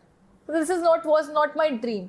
तो मैं कई बार सोचती हूँ कि मैं तो एक एनजीओ चला रही थी। अब मैं मुझे याद है मैंने पब्लिक भी आई थिंक 2 साल हो गए होंगे, अब 2 साल से थोड़ा ऊपर हो गया होगा। तो मैंने क्यों करी थी, मुझे एक लुधियाना की एक मैम ने कॉल किया था। We had a program called Sarvani Talks, which was somewhat like TEDx और जोश टॉक्स। तो हम उसमें क्या करते थे, बट मेरा टैगलाइन था ordinary people with extraordinary stories. हम उसमें कोई सेलिब्रिटी नहीं बुलाते थे, हम गूगल फॉर्म निकालते थे, लोग नॉमिनेट करते थे, अपनी फैमिली के अलावा किसी को भी कर सकते हो ट्राई सिटी में, और हम उनको बुलाते थे स्टेज पे आके, बिकॉज हमें लगता था वो ऑर्डिनरी है बट उसकी स्टोरी एक्स्ट्राऑर्डिनरी है। तो बहुत ऐसे लोगों को हमने बुलाया, तो उन्होंने इनको पता चला, तो she was the, I think वो टेडेक्स के लिए या कुछ के लिए काम करते थे, वो ऑर्गेनाइजिंग में थे कुछ, आई डोंट नो, ठीक है। तो उन्होंने मुझे आके बोला कि कौन सरवानी के फाउंडर कौन है। मैंने कहा मैम हम ही है, हम कर कौन है तू? एंड शी वाज लाइक तू कौन है? फ़ोन पे ही थी मैं। मैंने कहा मतलब मैं कौन हूँ, मतलब कहते तू है कौन? मैंने कहा मैं स्टूडेंट हूँ, मैं तो एमसीए में पढ़ रही हूँ मैम। कहते कब तक ये स्टूडेंट के जो ये तू भेस में ना छिपी रहेगी? फिर मुझे याद है कि मैंने उनकी ज़्यादा ध्यान बात को दिया नहीं, मुझे थोड़ा लगा। पर फिर उन्होंने मुझे 1 साल बाद जब मेरा पुणे में एडमिशन हो गया ना, तब भी मेरी पब्लिक नहीं थी, आईडी क्लोज ही थी, 200 फॉलोअर्स थे यार, 200 को फॉलो करती थी, 200 को मुझे फॉलो करते थे। एंड उन्होंने मुझे फिर कॉल किया और she wanted me to start something with her as a company and make something like Josh Talks और समथिंग लाइक दैट। तो उनका वो सीन था। तो उन्होंने मुझे बोला, फिर उन्होंने मुझसे पूछा कि दृष्टि कौन है तू? मैंने कहा मैम मैं अभी भी स्टूडेंट ही हूँ। तो उन्होंने मुझे बोला कि देखो एक सरवानी को, एक ऑर्गेनाइजेशन को ना, एक एनजीओ को क्रेडिबिलिटी चाहिए होती है। लोग जानना चाहेंगे आज नहीं तो कल कि इसके पीछे है कौन, फेस कौन है। हाँ, तो मुझे फिर समझ भी आई बात, थोड़ा बंदा मैच्योर भी होता है तो उसे समझ आता है कि यार सही बात है, एक नॉन गवर्नमेंट ऑर्गेनाइजेशन है, कोई लोग भरोसा चाहते हैं कि वो कौन चला रहा है, इसके पीछे उसका इंटेंशन क्या है। तो मेरा ये था कि अगर मेरे पे कोई क्लिक करेगा आईडी पे और वो उसको दिखेगा प्राइवेट है तो उसको कभी पता नहीं चलेगा। तो मैंने सिर्फ और सिर्फ सरवानी के लिए अपनी आईडी पब्लिक की थी कि कोई क्लिक करे जब सरवानी के पेज पे आए, क्योंकि Sarvani had way more followers than I had. Sarvani had I think 2000 followers, I had 200 followers, ठीक है। तो उसका तो कोई था ही नहीं सीन, बट ये था कि कोई क्लिक करेगा तो वो जान लेगा कि ये फाउंडर है, जिससे कि मेरी ऑर्गेनाइजेशन को ज़रूरत है इस चीज़ की। मुझे ऐसा फील कराया गया उनकी कॉल पे कि Sarvani need somebody who is credible. फिर जब मैंने पब्लिक करी तो मैं सरवानी का ही डालती थी मोस्टली एक्टिविटी ये वो। एंड अब देखो डेस्टिनी की कहाँ बात आती है, ना वो कॉल होती ना मैं पब्लिक करती, मेरे लिए जो भी आज मैं कर पा रही हूँ उसके लिए इतना चीज़ें जगह से फ्लो करना था कि कैसे अब मैंने पब्लिक करी, अब पब्लिक करके मैं वायरल हुई क्यों? एक रील था, एक वो ट्रेंड था जिसमें आप एक फ़ोटो लगाते हो, मेरा एक फ़ोटो था, उसमें आप अपनी हाइट और ये एज और सब कुछ डालते हो, एक ट्रेंड था, आई डोंट नो किस ईयर मतलब थोड़ा आइडिया कोई? 2020 ड्यूरिंग कोविड के हाँ बाद, थोड़ा फर्स्ट फेज के बाद आई बिलीव। तो वो ट्रेंड था, तो उसमें अब क्या करो, लोग अपने इंस्टाग्राम आईडी डालते थे, रील्स नया नया पॉपअप हुआ था। तो मैंने सोचा कि मैं अपना इंस्टाग्राम क्यों डालूं, मुझे इंस्टाग्राम थोड़ी प्रमोट करना है। मैंने अपना लिंक्डइन डाला कि वो नीचे वो था एज हाइट का कोई चैलेंज था और नीचे मैंने अपना लिंक्डइन डाल दिया। तो लोगों ने कमेंट करा लिंक्डइन कौन डालता है, तो उसकी वजह से उसको उसमें एंगेजमेंट हो गई, ठीक है। And that was my first video that went little viral भी नहीं कहूँगी, कम ही, मतलब 50K तक गई। मेरे लिए 200 फॉलोअर्स में 50K आई थिंक तब हो गए थे मेरे 1000 को followers. It's a quite learning की, जैसे कि लोगों को यूनिकनेस लगी कि यार ये तो सोशल मीडिया सारे अपने प्रमोट करते हैं, ये लड़के लिंक्डइन प्रमोट कर रही है, लिंक्डइन कौन डालता है इसके चैलेंज में। तो मुझे याद है, एंड उससे क्या हुआ कि जब मेरी और वीडियोस जो थी सरवानी से रिलेटेड उस पर अटेंशन आने लगा। मुझे याद है एक लड़की wrote something which I will always remember, she said कि this profile need so much attention, एक लड़की ने कहा। क्योंकि उस मैंने सरवानी की जर्नी की एक वीडियो डाली थी कि मैंने कैसे स्टार्ट किया था, कैसे पिन पॉइंट करके ना ऐसा कुछ ऐसा डाला था मैंने। तो इट इज़ मतलब आप सोचो कि वो वहाँ से वायरल हुई और फिर मुझे याद है मेरे 10,000 फॉलोअर्स हुए थे, मुझे एक ब्रांड आया, उसने कहा कि आप करोगे स्टोरी, मैसेज आया, नंबर दिया, कॉल करके बोल रहा है कितने लोग हैं, मेरे पैसे कोई आइडिया नहीं, कोई आइडिया ही नहीं, मतलब आज मुझे कुछ आइडिया नहीं। तो मैंने उसको बोला 7,000 रुपये रील के, और फिर वो हंसने लग गई। तो मुझे लगा यार ये 7,000 ज़्यादा बोल दिए क्या मैंने, मतलब मैं ये सोच रही हूँ। तो उसने मुझसे कंफर्म करा विच 70 या 7। अब मेरे को लग रहा है कि उसको लगा कि मैंने वो कर दिया, मैंने कम मांग लिया, ज़्यादा मांग लिया, ज़्यादा मांग लिया। तो मेरे दिमाग में वो चल रहा है, बट वो क्या पूछ रही है आज मुझे पता है, वो पूछ रही थी 70 या 7। But it's really interesting. तो आई सेड 7। तो मैंने फर्स्ट अपना वो किया। तो मैं कॉलेज में ही थी, देखो मैं और मैं घर आ गई थी पुणे से ना, क्योंकि कोविड में हमें घर भेज दिया गया था। पुणे में फर्स्ट केस ही, because Pune had the lab to test COVID, कहीं और इंडिया में था नहीं। तो फिर वहाँ से हम घर आ गए थे। अब घर आई हूँ और ऊपर से ये वायरल हो गई है, ऊपर से घर बैठे बैठे फॉलोअर्स आया, मैं कहीं नहीं गई। तो बैठे बैठे मुझे अच्छा ये 7,000 रुपये भी मैंने बनाए। फिर एक दूसरा ब्रांड आया जिसके लिए आज भी काम कर रही हूँ मैं। तो फर्स्ट अर्निंग थी वो 7,000? हाँ, इंस्टाग्राम पे फर्स्ट थी। उसके बाद मुझे एक दूसरा ब्रांड आया जिससे मैंने 15,000 कमाए, एंड वो ब्रांड आज भी मैं उसके साथ काम कर रही हूँ। आज 2-2.5 साल होने वाले। उतना ही पे कर रही थी उन्होंने, बढ़ाया? मैंने बहुत ज्यादा पे करा। मेरी थैंक्स। मैंने उसमें आ रहा है like that is really interesting कि 10,000 फॉलोअर्स आपने बताया जब पहला वो आया है ना, 10,000 समथिंग। सो अगर देखा जाए अब लोग जैसे कि अब तो 40, अब तो 900 समथिंग कुछ शोइंग 900K और है ना कुछ 800K है। सो हाउ मतलब कि as a business, as a career, तो social media is a really good career if you. नहीं, मैं आपको ये बताती हूँ ना, एक तो पहली बात है कि मैं आपको डेस्टिनी का बताती हूँ, मेरे लिए कभी वो पॉसिबिलिटी होनी भी नहीं थी। या वो करियर, मैं करियर क्यों नहीं सोचती, क्योंकि मुझे कहीं ना कहीं लगता है कि मैं क्रिएटर नहीं हूँ।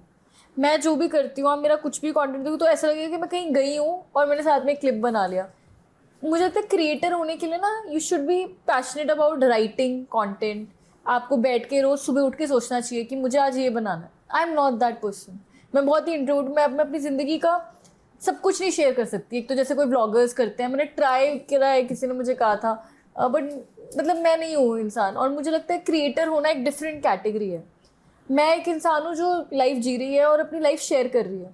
हाँ, उसमें मुझे सोशल मीडिया पे फॉलोअर्स डेफिनेटली आपको ऑर्गेनिकली इतने मिले तो बहुत ही आपके काम आता है। तो मुझे लगता है मेरी डेस्टिनी ऐसे बनी कि मैं बेक को कैसे लॉन्च करती, बेक को कैसे कन्विंस करती लोगों को कि हम कुछ कर सकते हैं। आई थिंक मेरे लिए बहुत दरवाजे जो शायद खुलते बट इतनी इजीली नहीं खुलते, जो शायद मेरी फॉलोइंग की वजह से खुल गए।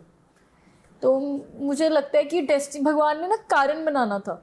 मेरी फेमस या थोड़ा पॉपुलैरिटी की वजह से सरवानी को भी हेल्प मिली, लोग सरवानी को भी जानने लगे। जो मुझे सरवानी की वजह से जानते थे, जब मेरे को थोड़े बहुत इंगेजमेंट और सोशल मीडिया पे अटेंशन मिली तो सरवानी को भी बहुत हेल्प हुआ। सरवानी के लिए वॉलंटियर्स आने, आप सोचो हमें वॉलंटियर्स की मुश्किल होती थी। हमने पाठशाला स्टार्ट की थी उसी टाइम पे, मैंने जब मेरा पब्लिक भी प्रोफाइल नहीं था, मैंने पाठशाला स्टार्ट किया था।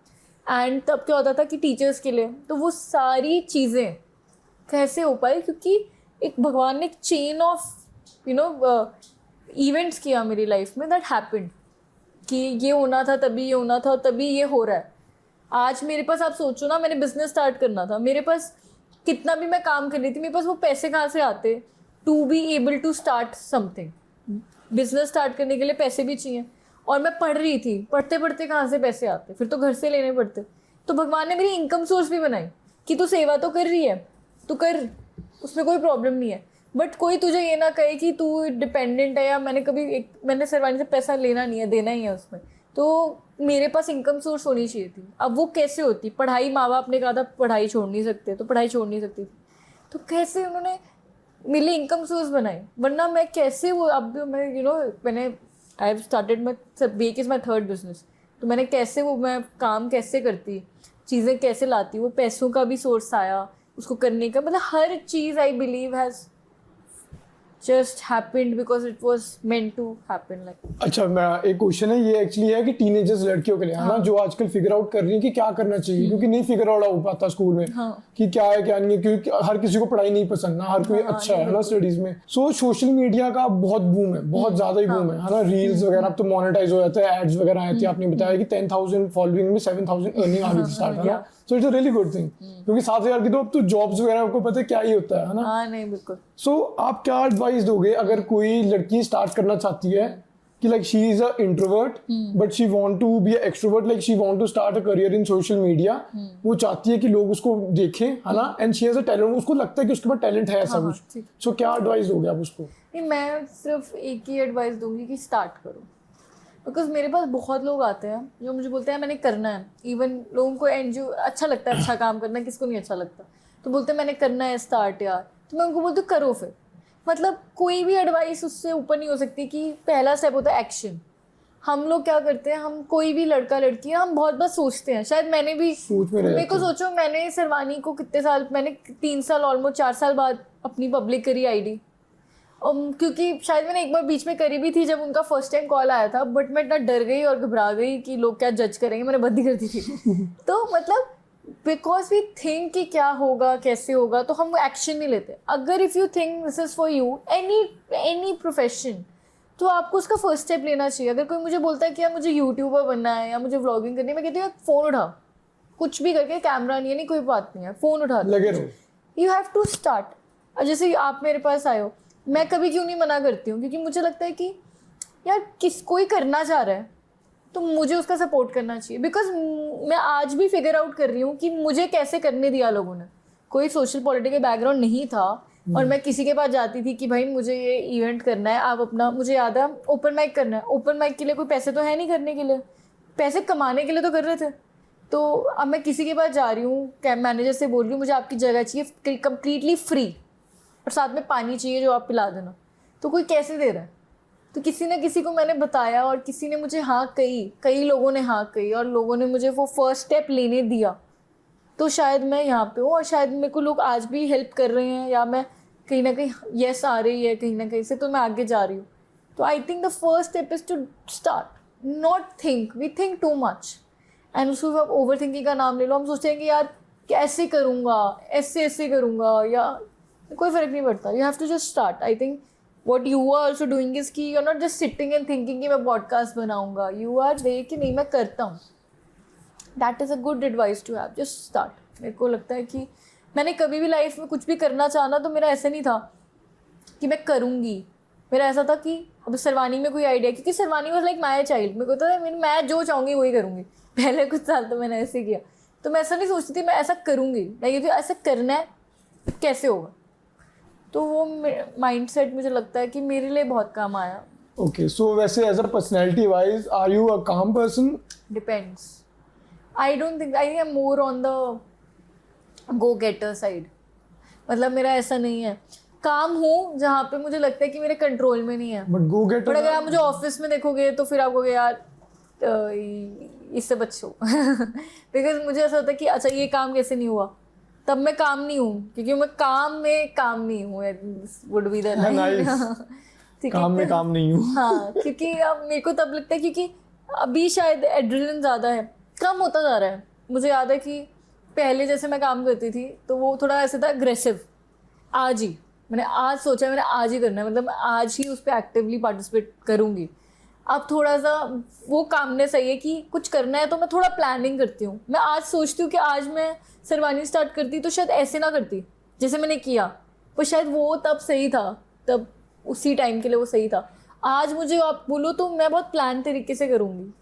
वो काम ने सही है मेरे अंदर कि एक सोचने की, समझने की, थोड़ा रिलैक्स होने की। पर अभी भी मतलब जब काम की बारी आती है, जब मुझे कुछ चाहिए और करना है, तो फिर लोगों पे फ्रस्ट्रेशन आती है। काम पे लोगों पे नहीं, मुझे खुद पे ज़्यादा आता है। मुझे खुद से होता है कि मुझे कई बार लगता है जैसे भी पीछे मैं बहुत तबीयत मेरी बहुत ख़राब रही है, बिकॉज मैंने अपने आप को ओवर स्ट्रेस और वर्कआउट ज़्यादा किया है। मतलब मुझे ऐसा लगता था कि मैंने अपने आप को ना सब कुछ करने की जो कोशिश है मेरी, वो कभी कभी मेरी बॉडी नहीं ले पाती है। तो वो चीज़ मैंने रियलाइज़ की, this is not the right thing to do. धीरे धीरे I am learning, getting calmer, trigger points क्या है, मतलब किस पॉइंट पे ट्रिगर हुए थे? कोई ऐसा इंसिडेंट जिसमें मुझे बहुत झूठ- ट्रिगर हो गए थे? हाँ मुझे Like, झूठ बहुत मुझे ज्यादा। मुझे झूठ नहीं पसंद। मुझे अगर किसी से मतलब मेरा एक ही है कि अगर मेरे दोस्त हो या मेरा आपके साथ कोई भी रिश्ता है, मुझे आपसे सच्चाई पसंद हो। अब कोई लोग, कई बार मेरे साथ ऐसा होता है कि लोग बोलते हैं कि मैंने इसलिए नहीं बताया to protect you, you know, अब कि तुम्हें प्रोटेक्ट करने के लिए मैंने तुम्हें सच नहीं बताया। तो मुझे हमेशा लगता है कि सच मेरे लिए अभी जो मेरी अभी सोच है, because you know constantly is getting evolved. I am completely different person जो मैं 18-19 साल में जो लड़की थी और जो अभी हूँ, या शायद आने वाले जो 2 सालों में बहुत डिफरेंट हूँ मैं। मेरी सोच बदलती जा रही है। बट जो आज मेरी सोच ये है कि चाहे वो बुरा हो, शायद मुझे दुख लगे, बट आप मुझे सच बोलो। बिकॉज मेरे लिए वो एक्सेप्ट करना मुश्किल है कि यार इस इंसान को जिसको मैं इतना प्यार और विश्वास करती हूँ, इसने मुझसे बात छुपाई या इसने मुझे ये बताया नहीं। तो बॉदर होता है। हाँ, ये मेरा सबसे मुश्किल है और सबसे बुरा चीज़ मेरे से यही है कि अगर मुझे लगेगा कि आप मेरे साथ ऑनेस्ट नहीं हो तो मैं आपको कुछ कहूँगी नहीं, बट मैं आपसे एक डिस्टेंस बना लूँ। शायद वो डिस्टेंस कुछ महीने लंबा हो या 2 महीने फिगर आउट लंबा हो। कैसे करते हो कि ऑनेस्ट नहीं है? पता चल जाता है। देखो सच ऐसी चीज़ है, मैं आज कुछ भी बकवास कर लूँ, ठीक है, मेरा कैरेक्टर मैं कुछ भी पेंट कर दूँ, जो सच है वो eventually it will come out. मतलब ऐसा नहीं है 2 घंटे 1 घंटे ड्रामा कर लेगा कोई, 2 घंटे, मतलब जो बहुत प्रैक्टिस है वो कर सकता है, बट ट्रुथ इज समथिंग जो अपनी जगह ढूंढती है। मतलब वो कभी छुपा नहीं सकते आप कितना मर्जी कोशिश कर लो। तो मुझे लगता है कि वो मिल ही जाता है, वो पता चल ही जाता है। और जब वो पता चलता है तो मेरा प्रॉब्लम क्या है कि मुझे किसी से एक्सपेक्टेशंस नहीं है। तो मैं कभी भी, आप मेरे झगड़े किसी बाहर वाले से नहीं देखोगे कभी भी। कभी इवन आपको कोई दूर का या कोई आपको नहीं लगेगा क्योंकि मेरे जिनसे काम कर रही हूँ या एक्वेंटेंस है या ऑफिस में किसी के साथ मेरा कभी झगड़ा या कभी भी नहीं होगा। बिकॉज मैं शायद उनसे एक्सपेक्ट ही नहीं करती वो चीज़ कि वो मुझे इतनी ऑनेस्टी दें या वो मुझसे इतना सही रहें। प्रॉब्लम क्या रहती है, जिनसे मैं प्यार करती हूँ, जो मेरे क्लोज हैं, एक्सपेक्टेशंस उनसे मुझे उनसे उम्मीद है, बाकी तो किसी से मुझे उम्मीद है और नहीं। इनसे एक्सपेक्टेशन रखी हुई है और उसने मुझसे छिपा दिया। जैसे मुझे कहा कि अब मैं बोलूँगी यार तो कि यार क्यों नहीं बताया मुझे, तो वो कहेंगे कि यार हमें था कि तुझे बुरा लगेगा या हमें था कि छोड़ो क्या करना है। तो वो चीज़, बस वो चीज़ मिल रही, वो आई थिंक टाइम के साथ I am working on it to how to tackle it. अब बेटर हो गई हूँ। पहले ऐसा होता था कि मुझे लगा ये झूठ बोल रहा है तो मैंने उससे बात ही करनी बंद कर दी फॉर एवर, लाइक कि मैं बात ही नहीं करूँगी। बट अब क्या होता है कि अब मैं थोड़ा शांत हो जाती हूँ। 1-2 महीने में मैं ना पर्सपेक्टिव उसका समझने की कोशिश करती हूँ कि क्यों उसने बोला होगा। अगर मुझे समझ आता है तो फिर ठीक हो जाता है। तो ब्रेकअप्स से कैसे डील कर रहा हूँ? मतलब ब्रेकअप्स वगैरह तो बॉयफ्रेंड नहीं, मेरे ब्रेकअप हुए नहीं है इतने। हुए नहीं है इतने?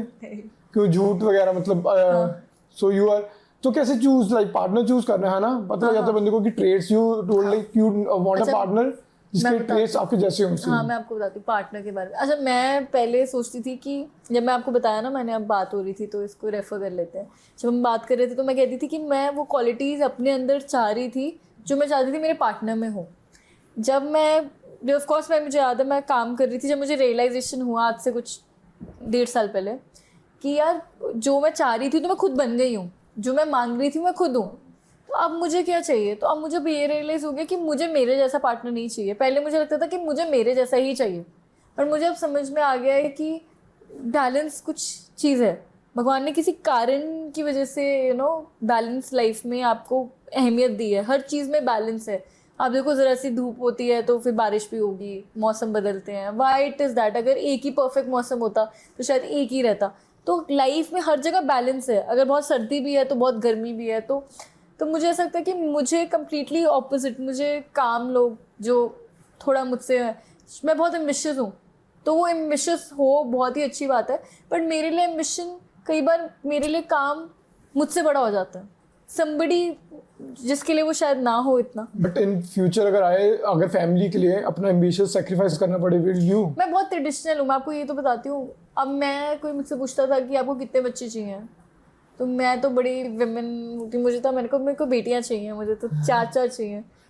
और अब सोचो मेच्योरिटी कम थी थोड़े, मैं 4 बोलती थी और मैंने नाम भी रखे हुए हैं। मेरा क्या नाम है? पता नहीं, प्रार्थना, प्रेरणा, दुआ, बिकॉज आई वो use to wish and pray all my life. I wish कि भगवान मेरे पास बेटियाँ हों, मेरी अपनी बेटियाँ हों।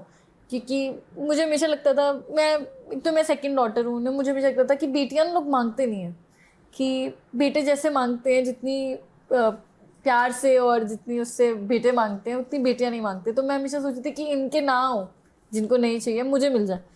तो ऑफ कोर्स तो मैं हमेशा ये सोची थी कि मैं इतना जल्दी, जब मैंने काम भी स्टार्ट किया तो मुझे लोग बोलते थे अभी पढ़ रही है, पढ़ते पढ़ते क्यों कर रही है, चिल कर, यही लाइफ दोबारा नहीं आएगी। तो मैं हमेशा सोची थी कि यार मुझे ना वो लाइफ इन्जॉय करनी है। मुझे ये पता है, जैसे मेरे मदर एक होम मेकर है, तो मुझे ये कहीं ना कहीं रियलाइजेशन है कि शायद वो मैं नहीं कर सकती हूँ। शायद मैं फुल टाइम, क्योंकि जिस तरह की मैं इंसान हूँ, जितना मुझे काम करना पसंद है, तो मैं शायद घर में सिर्फ बैठकर उनको नहीं पाल पाऊँगी।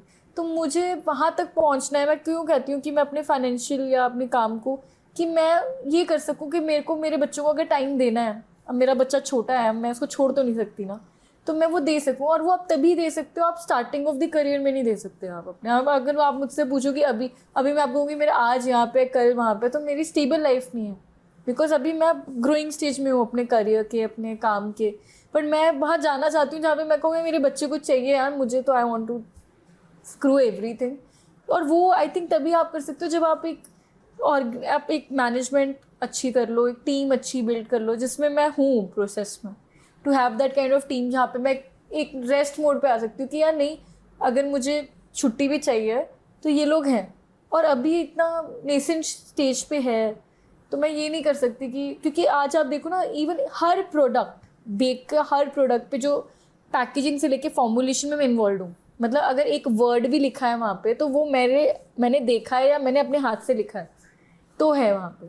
तो वो इतना जिस लेवल का इन्वॉल्वमेंट है मेरा, उसमें भी मुझे लगता है कि वो एक टीम बिल्ड करना चाह रही हूँ कि जहाँ पे मैं थोड़ा एक बैक स्टेज ले सकूँ और कह सकूँ कि I want to enjoy that kind of life. I really want to, I that is my, मैंने बोला स्टार्टिंग में, है बहुत ट्रेडिशन, मुझे चाहिए, मुझे बच्चे चाहिए, मुझे उनको वो देसी घी के लड्डू खिलाने हैं, मतलब मेरा वो ड्रीम है। मतलब बट आई नो कि उसके there is a price to pay for everything, for that too, for me to have that I have to pay it here, work really hard.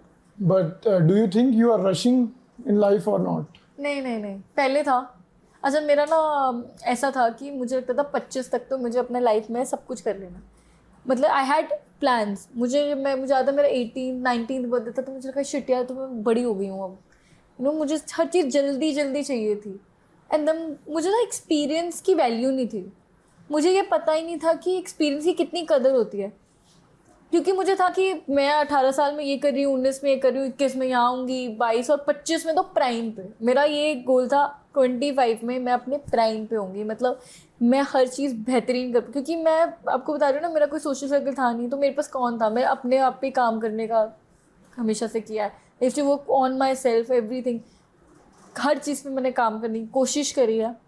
तो and I remember when I was 23, तो मैंने ये सोचा shit यार, पता नहीं मेरे साथ कुछ मोमेंट ऐसा हुआ, कुछ ऐसा, आई थिंक कोविड आया या कुछ रियलाइजेशन हुई कि सब ने अपने टाइम से ही होना है।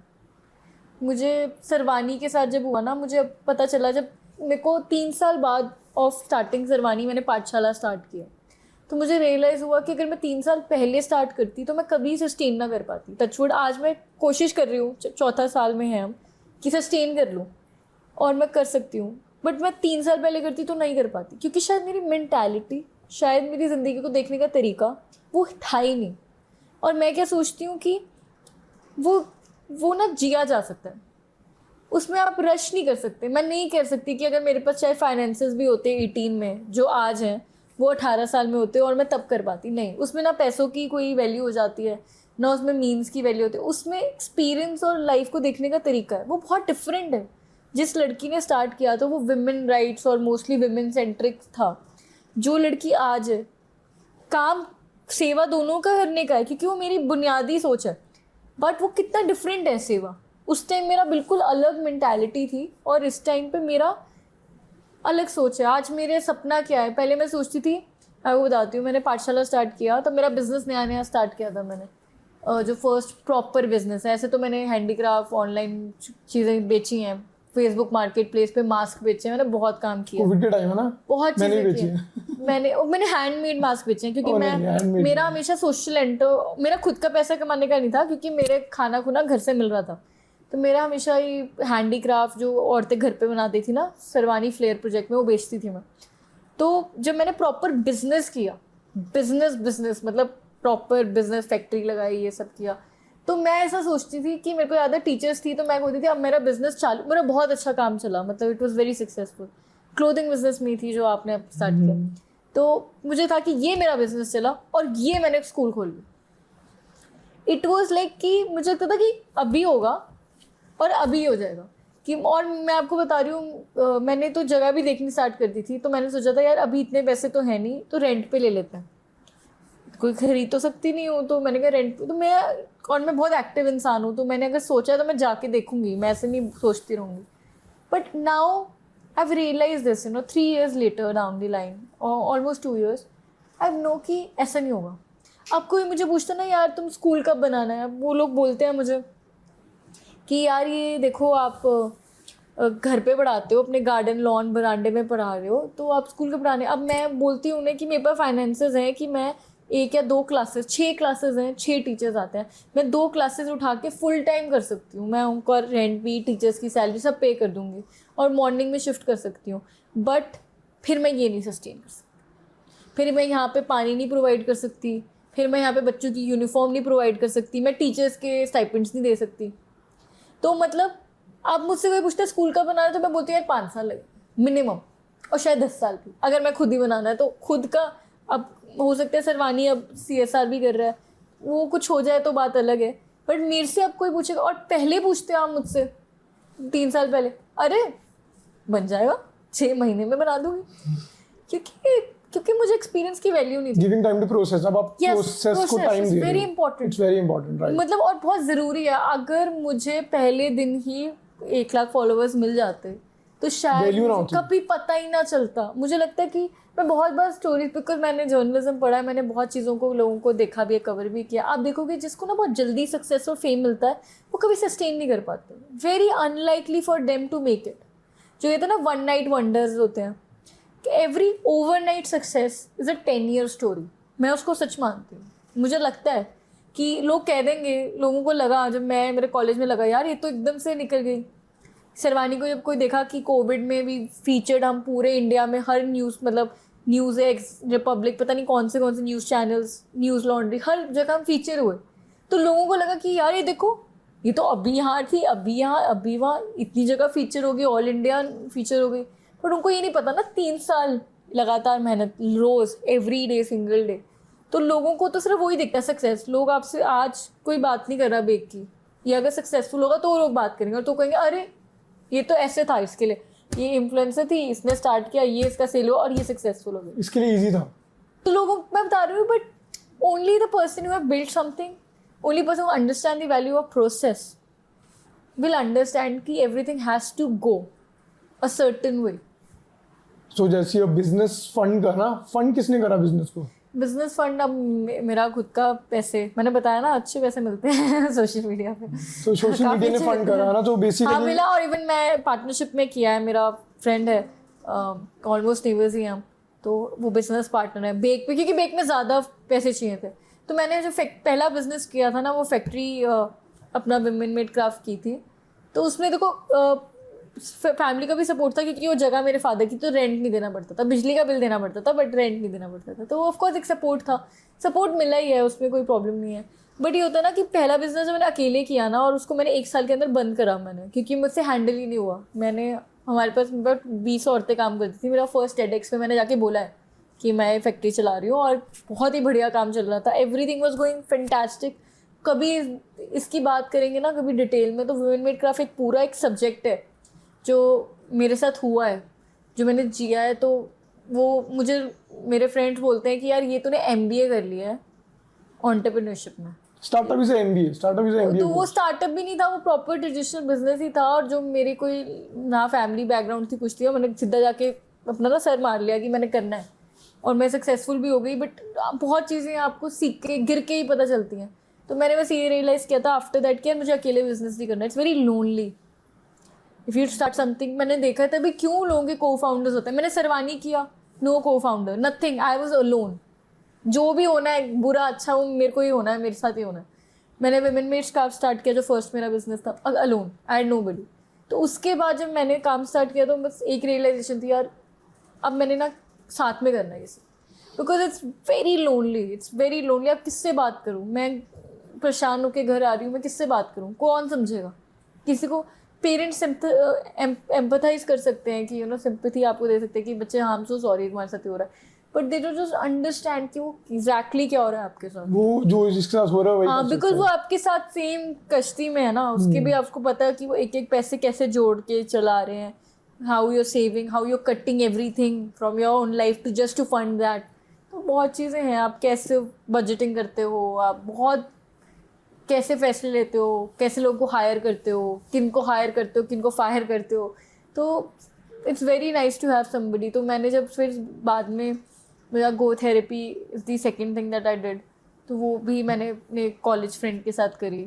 सो गो थेरेपी इज अबाउट कि आप लोग थेरेपीज देते थे लोगों को? हाँ, गो थेरेपी इज़ अबाउट हम ऑनलाइन थेरेपी देते हैं, अभी भी देते हैं। अभी देते हैं। So how important do you think is mental fitness? बहुत ज़्यादा है। मैं आपको बता रही हूँ ना, मैंने फर्स्ट बिजनेस किया था जो वुमेन मेड क्राफ्ट, उसमें मेरी मेंटल हेल्थ इतनी ख़राब हो गई, तो मेरे पास बस मैं यही होता ना कि मैं बैठी हुई थी और मैं सोची मैंने थेरेपी लेनी है यार, अब मैं कहाँ जाऊँ? ठीक है, और मुझे जाके मेरे को था कि अभी चाहिए, तो उसी का आइडिया आया कि इंस्टेंट थेरेपी, ऑनलाइन थेरेपी। तो वी बिल्ड एन ऐप, हमने एक ऐप बिल्ड करी है around this, so you can take instant therapy. तो फिर वो मैंने अपनी फ्रेंड से बात करी, और मेरे को ये था अकेले नहीं करना, आइडिया आ गया था, सब कुछ आ गया था। तो I called up, this is my friend like a older brother to me. तो हम पुणे में साथ में मिले थे, उसने SIBM से करी है उसने। तो आई कॉल्ड हिम अप, मैंने कहा स्टार्टअप करेगा? कहता क्या, हर कोई स्टार्टअप कर रहा था उस टाइम पे, मैंने भी स्टार्टअप बोल दिया। क्या करेगा? कौन सा स्टार्टअप? मैंने कहा तू करेगा या नहीं करेगा मुझे बता दो, मैं बाद में बताऊँगी। तो उसने मुझे देखा कि सीरियस है, तो कहता हाँ ठीक है। मैंने कहा फिर आ जाओ। वो लुधियाना से specially came to Chandigarh, we had a talk. I said कि this is I want something I want to build, I you into, because I knew, मैंने उससे बात भी इसलिए की थी because he is also very much into spirituality and mental fitness, बहुत चीज़ों में है, लेकिन ये करना है। फिर ये इसकी जर्नी स्टार्ट हो गई, इसमें बहुत लेसन हमने करे, and then okay. So go therapy में आप लोगों ने थेरेपिस्ट वगैरह रखे हुए हैं, प्रोफेशनल ट्रेन्ड? थेरेपी, हाँ, professional so you therapy. Tie up with them, right? हाँ, so we provide therapy, we have an app now which is coming, with in a month it should come. Okay. We are building in iOS and Android. Have you taken therapy by yourself? हाँ, definitely. मुझे मैं बताती हूँ ना इसका reason क्या है, मैं आपको बताती हूँ मेरा थेरेपी लेने का रीज़न क्या रहा। पहले मुझे भी लगता है फैंसी चीज़ है। अब आप सोचो, मेरी लाइफ में ना बहुत सारी चीज़ें ऐसी रहती हैं कि मैं किसी को शेयर नहीं करना चाहती। वो अब आपको क्यों नहीं शेयर करना चाहती हूँ? बिकॉज ऐसा कुछ है नहीं, वो ऐसा कुछ है कि आप ना अपने दोस्त को कितनी बार बता दोगे, क्योंकि अगर आपसे कोई प्यार करता है तो वो आपके लिए दुखी हो जाता है कि ऐसे मेरे साथ कुछ बुरा हो रहा है, तो मैंने वो जाके अपनी मदर को बता दिया, तो वे मेरे मदर सुनकर भूल नहीं जाएंगे, उनको याद रहेगा। उनकी भी वाइब वो हो जाएगी। हाँ, बिल्कुल, अपने फ्रेंड को आप एक बार दो बार बता दोगे, तीसरी बार उस पर भी इम्पैक्ट पड़ जाएगा उसका। ये चीज़ मुझे रियलाइज हुई, क्योंकि मेरे कुछ फ्रेंड्स थे जो they were going through a lot, तो जो मुझे कॉल करते थे तो वो कहीं ना कहीं मेरी भी एनर्जी ड्रेन हो रही थी। एंड देन मेरे साथ ऐसे, मैं आपको बताती हूँ, ये केस हुआ था। हमारा कोई एक्स स्टूडेंट था पाठशाला का, वो उसके साथ चाइल्ड अब्यूज़ का केस हुआ। अब ऐसा इंसिडेंट मेरे साथ मेरा फर्स्ट है कि मेरे किसी बच्चे को मैं जानती हूँ, मुझे पता चला उसके साथ कुछ ऐसा हुआ है। बहुत चीज़ें बहुत चीज़ें हो जाती हैं। आप रोज़ कुछ ना कोई नया प्रॉब्लम से टैकल करते हो, आप कुछ भी कर रहे हो लाइफ में, एक्टिवली कर रहे हो, तो प्रॉब्लम आ रही है मतलब कुछ हो रहा है, मतलब कुछ चल रहे हो ट्रैक पे। हाँ, मतलब अगर नहीं आ रही है तो मतलब ऐसा कुछ हुआ बच्चे के साथ, तो मुझे पता चला, तो I was not able to communicate. मुझे ऐसा लगा काश वो बच्चा मेरे पास होता इस टाइम, तो शायद मैं प्रोटेक्ट कर पाती, या वो मैं कुछ कर पाती, शायद वो मेरे बच्चे को पढ़ना होना चाहिए था, मतलब कुछ भी। मतलब अब ये जो चीज़ है, इसका बाहर मैं किस पे दूँ? मैं अपने जाके मदर को बताऊँ या अपनी फ्रेंड को दूँ? मैं किस पे जाके दूँ? तो मुझे ऐसा लगता है कि थेरेपी ना कई बार ऐसा होता है कि आप बहुत ड्रेनिंग है profession, as a profession, because जिससे आप प्यार करते हो आपको फ़र्क पड़ेगा ही पड़ेगा। और किसी का लेना, किसी का सुनना is taking the energy also. तो मेरे साथ ऐसे इंसिडेंट्स रहते हैं जहाँ पे मेरे साथ लाइफ में कुछ होता है, तो मैं सोचती हूँ कि यार ये मैं ना इनको ट्रबल नहीं करना चाहती, अभी मैं इनको प्यार करती हूँ। और वो मेंटली हेल्थ ज़्यादा इफेक्ट होती है, हाँ, तो उस टाइम पे मतलब हाँ, तो मैंने इसलिए थेरेपी मेरे लिए होता है कि ये जो भार है, अब भार अकेले भी नहीं उठाया जा रहा, इतना है कि अब नहीं उठाया जा रहा, तो उसको शेयर कर लेते हैं। अब शेयर मैं उनके साथ कहूँ जिन पे पहले ही भार है। मुझे याद है, मेरा एक बहुत ही अच्छा दोस्त है, तो मैं मैंने बताया मेरा जैसे ही is also like a brother to me, मेरे भाई बहुत रहे हैं स्कूल में टाइम में, तो मैं हिमांशु भाई बना लेते थे मतलब अगर हाँ कोई मेरा approach कर रहा एक्चुअली है। आई थिंक शायद इसी वजह से मुझे कभी प्रपोजेस नहीं आए। I was never propose to. मेरी क्लास में हर लड़की का प्रपोजल आ चुका था सबको भाई जिसका, बनाना तो अप्रोच कर सकते तो मैं बताती हूँ तो शायद ये मेरा मैकेनिज्म होगा, मुझे नहीं पता, बट मेरा वही तरीका था। जो मेरा एक्चुअल जेन्युइन भाई है उसको तो मैं राखी मानती हूँ, जिसकी हिमांशु की बात कर रही हूँ मैं। तो अब वो he was preparing for exam, उसके कॉलेज के एग्जाम चल रहे थे, तो मेरे साथ ऐसा होता है कि जब मेरे साथ कुछ ऐसा होता है मैं उसको फ़ोन कर लेती हूँ, भाई मेरे साथ ऐसा हो गया, क्योंकि वो बचपन से जानता है मानशु मुझे। ब्रदर है भाई तू। ठीक है, तो मेरा बचपन से जानती हूँ मैं उसे।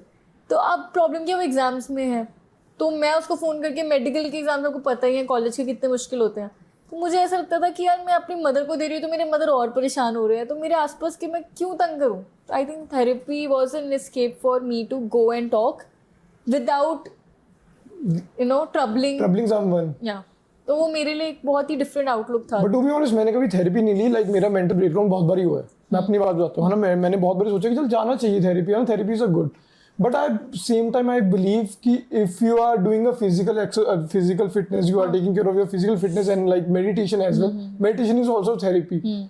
तुम लोगों का मेंटल, तुम्हारा जो वो स्टेबिलिटी है, दैट शुड बी रियली मैं फोकस्ड। आपको बताती हूँ ना, बहुत लोग हैं जो कि बहुत ही फिट, अभी कोविड में तो आपने इतना सुसाइड्स भी देखा है। इवन एक मैं अभी डांसर एलन के शो पे देयर वाज अ डीजे, ठीक है, तो ही वाज फिजिकली फिट, तो मुझे याद है जब उनका न्यूज़ आया कि committed suicide, just because of the mental fitness. नहीं तो आप सोचो कि मैंने उनका एक हफ्ते पहले ही वीडियो देखा था जिसमें वो डांस करते थे, ग्रेट बॉडी, फ्लेक्सिबल, सब कुछ, तो आप कभी नहीं कह सकते।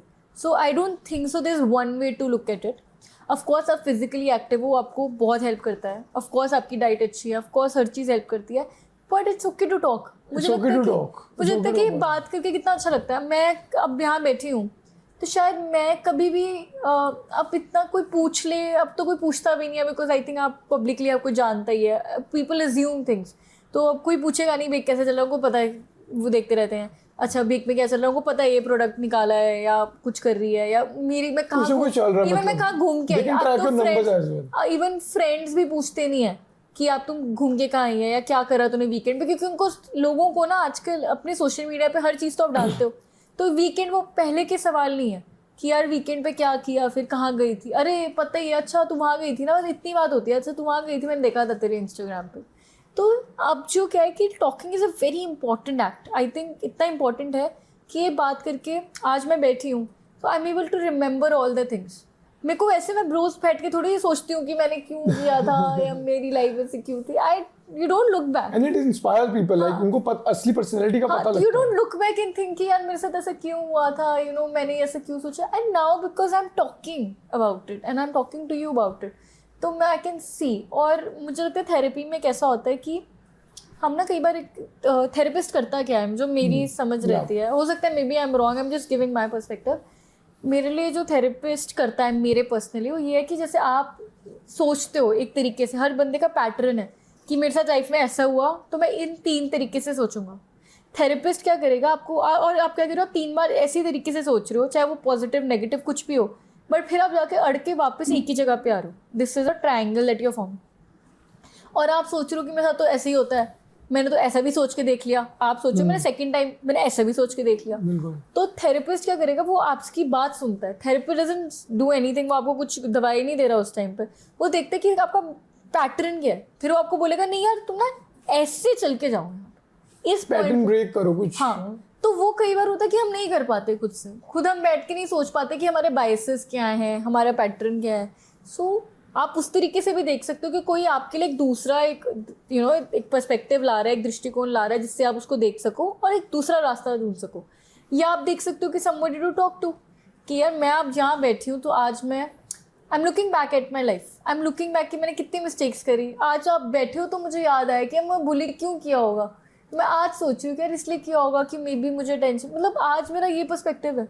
बट मैं ऐसे रोज़ बैठ के तो नहीं सोच सकती, या शायद मैंने आज कल सोचा या परसों सोचना था, नहीं आपने पूछा तो शायद वो मैंने सोचा, वरना आज इतने साल हो गए, मैंने क्या सोचना है उस बारे में, 10 साल हो गए होंगे। तो basically I think it's a very good thing to have. और मैं वही चीज़, मैंने लाइफ में वो चीज़ है, जो चीज़ मुझे पसंद है मैं उसी में घुसती हूँ। मैं कोई पैसों के लिए नहीं है, मैं गो थेरेपी तो पैसों के लिए मेरा है भी नहीं, मेरे को कहीं ना कहीं मुझे लगता है सेवा ही है। आप कुछ भी मेरे लिए कुछ भी काम कर रही हूँ मैं, उसका पर्पस अल्टीमेटली क्या है कि सेवा है। मुझे लगता है किसी को थेरेपी मिलके किसी की लाइफ में थोड़ा सा भारी कम हो जाए तो वो भी सेवा है।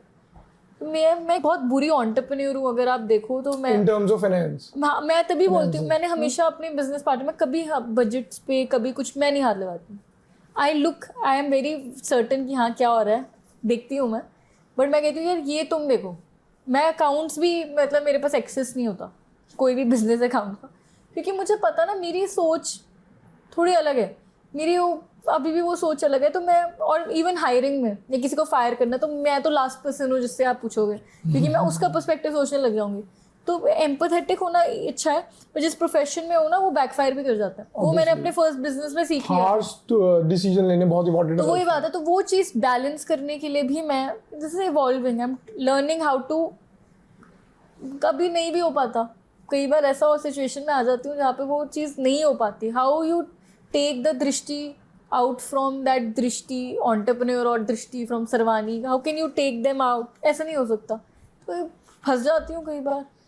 तभी अपने बिजनेस पार्टनर्स को बोला है भाई कि देखो कहीं भी फंस जाते तुम लो ये decisions. Okay, so we can check about. Okay, फिर लोग ऐसी की इंस्टाग्राम पे करते होंगे है ना डीएम्स वगैरह, सो हाउ लाइक क्रीप्स वगैरह भी मिलते होंगे, कुछ अच्छे भी लगते होंगे। आप पता मेरे साथ बहुत लकी हुआ, आई एम टचवुड, अभी भगवान करे ऐसे ही रहे। मेजॉरिटी डीएम्स जो मुझे मेल्स भी आते हैं मुझे अच्छे आते हैं।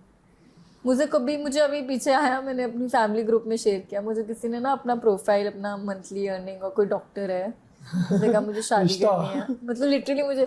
और मेरे बहुत फन, मैं अपने फैमिली ग्रुप में हमारा पूरा नानी नाना और मेरे पास रिश्ता है। नहीं, मैं स्क्रीन शॉट, उनको मजा आता है, कुछ वो सीरियस नहीं है कुछ भी, मतलब कई बार ऐसा कोई बहुत ही, तो people are very sweet also, मतलब ऐसा नहीं है कि people are very sweet also, होते हैं यार एक दो मुझे लगता है जो करते हैं इनोसेंस, मतलब इनोसेंस। बट ठीक है, मुझे लगता है किसी को प्यार करने के लिए ना बहुत इनोसेंट होना चाहिए, क्योंकि हम लोग बहुत जज करते हैं लोगों को। हम इतने इनोसेंट नहीं रहे क्योंकि हम दुनिया में आ गए ना, तो हम सोचते हैं यार ये कैसे होगा। To love somebody without knowing them, without expecting anything, you have to be really pure. मुझे ऐसा लगता है कि अगर कोई आपका कोई मुझे याद है कोई मिलता है ना, अगर कोई मुझे प्यार दिखाता है तो मुझे लगता है कि कितना प्योर इंसान है। बिकॉज हम लोग तो बहुत ही प्योर नहीं है, हम तो ऐसे सोचते हैं इसका क्या इंटेंशन है, ये क्या चाह रहा है, ये मेरे पास क्यों आई है, ये लड़का मेरे पास क्या लेने आया है, हमेशा यही सोचते रहते हैं हम।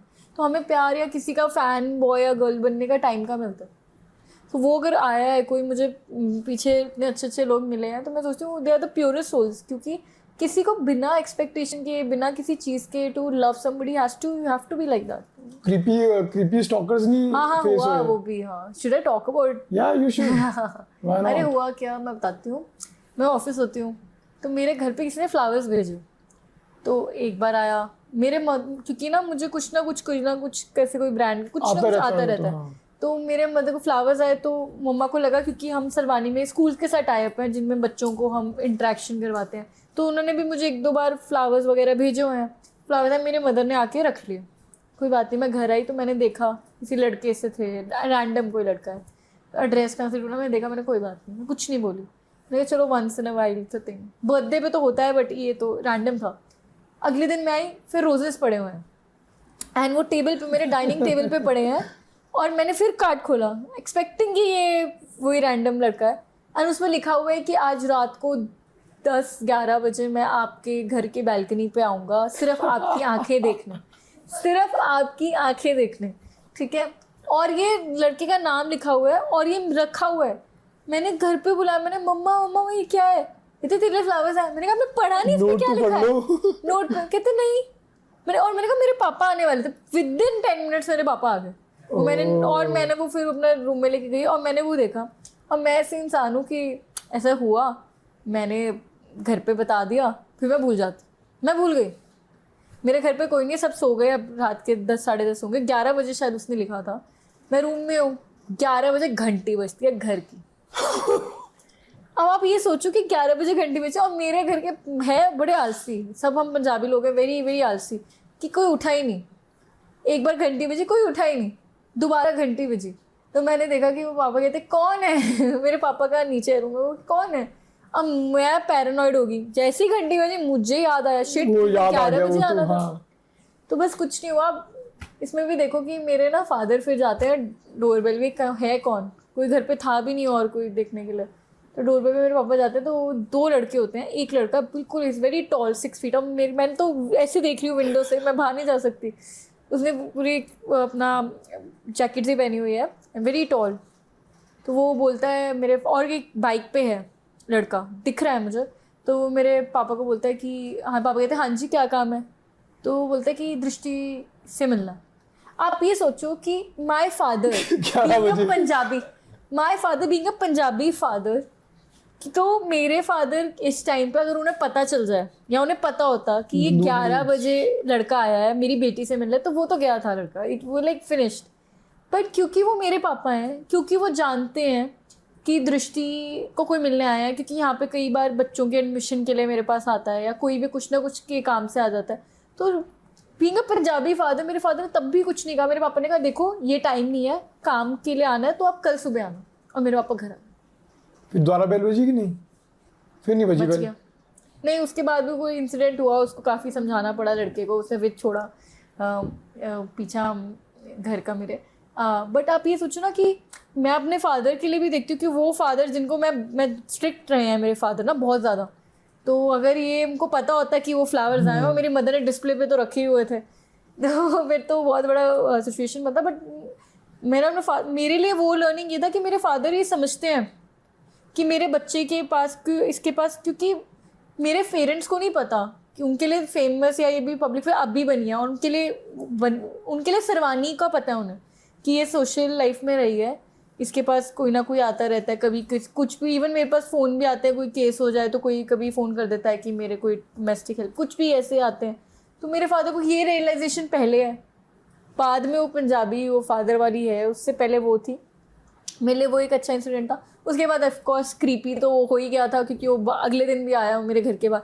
अब मैं खुद ड्राइव करती हूँ तो मैं अपने घर के बाहर ही ना जाऊँ, मुझे लगा यार वो लड़का मुझे दिख गया, मैं उसको बोलूँगी थोड़ा वो लगने लग गया कि हाँ, कि और वैसे मैं डरती नहीं हूँ, एड्रेस पता लग गया, पता नहीं। और वो लोग, आप सोचो कि लोग निकाल लेते हैं एड्रेस, वो थोड़ी टैलेंट।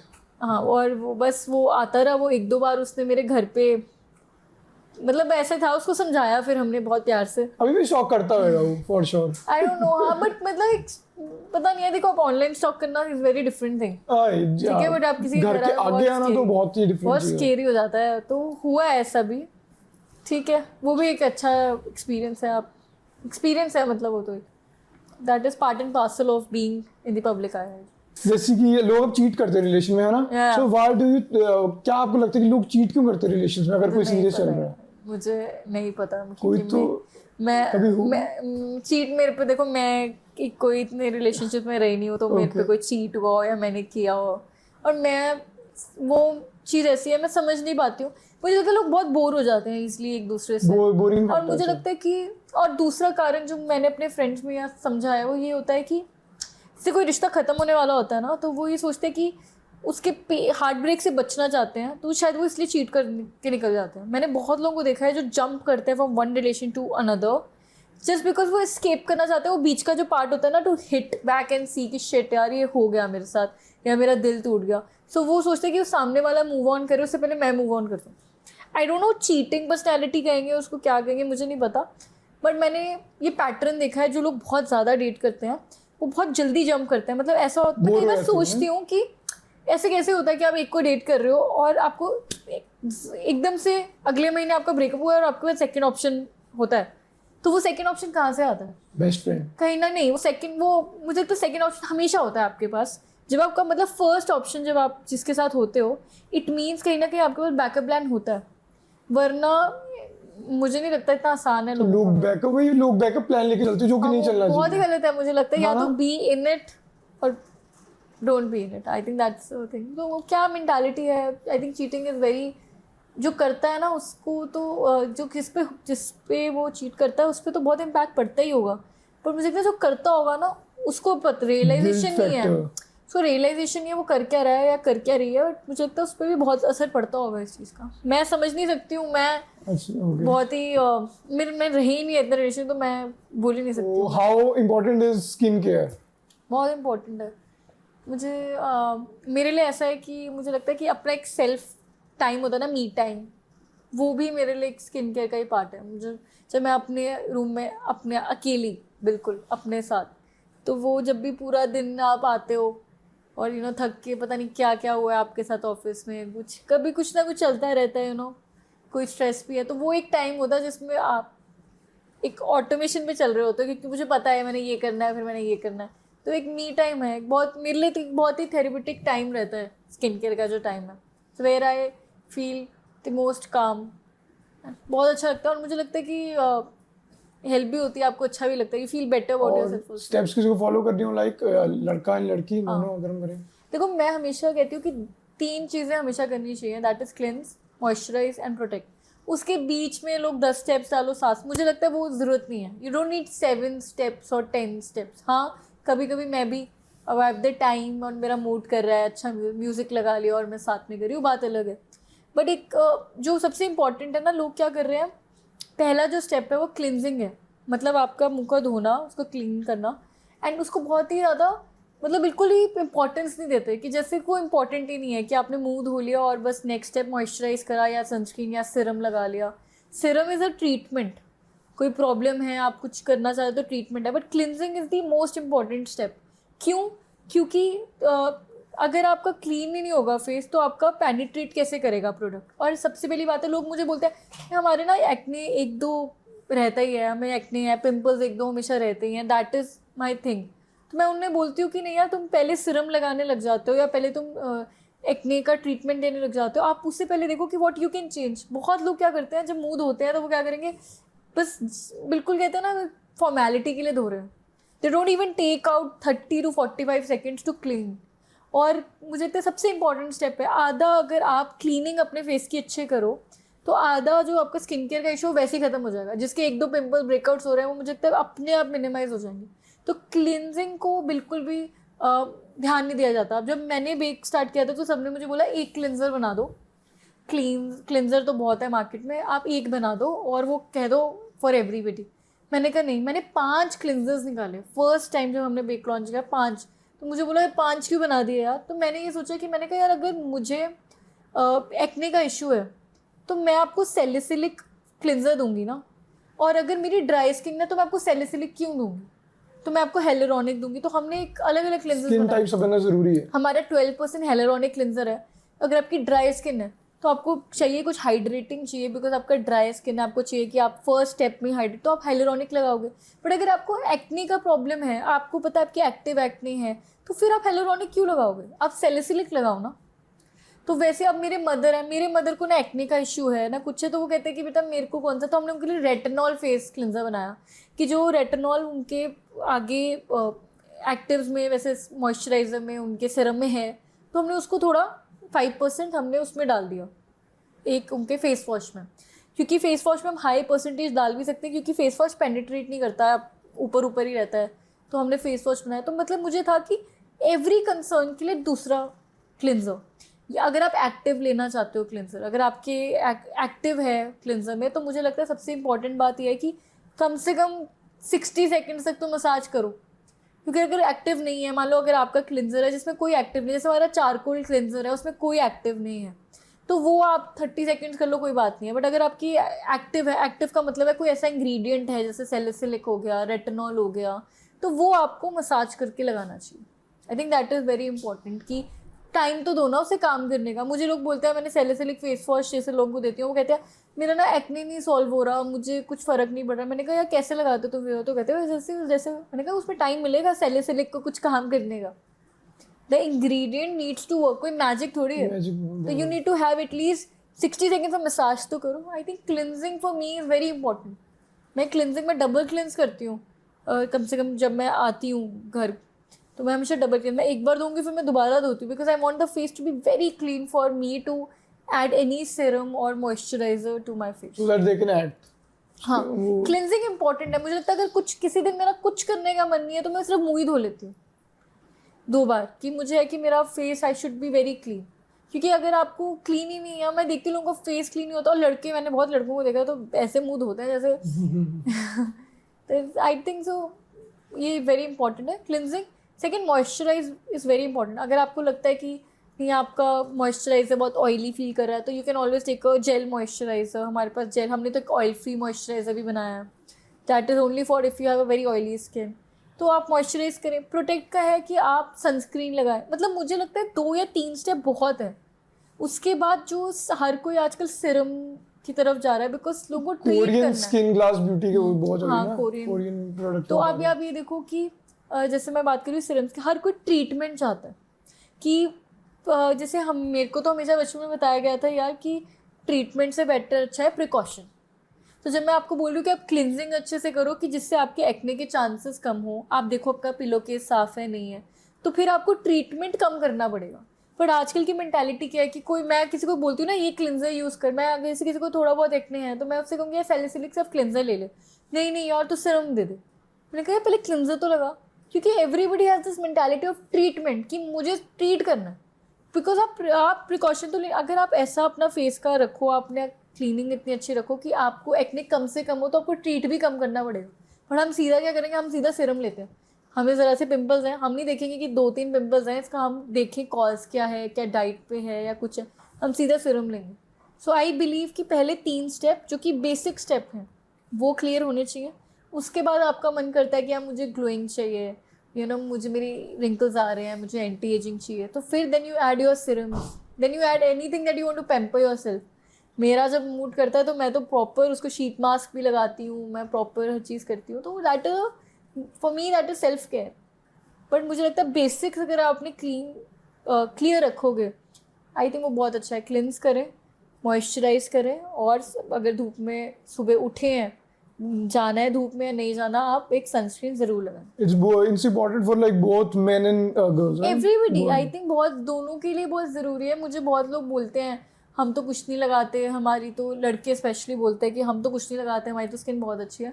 तो कहीं ना कहीं मैं इसको उस तरीके से देखती हूँ जो मेरी नॉलेज है. हो सकता है किसी डर्मेट से भी डिस्कस करो कि जो लड़कियों की बायोलॉजिकल क्लॉक बहुत डिफरेंट है लड़कों से. हमारे हार्मोनल इम्बैलेंसेस बहुत ज़्यादा हैं because every month we go to periods also. So उसके लिए हमारे biological clock is every day changing. Every day our hormones go up and down, उनका एक साइकिल है.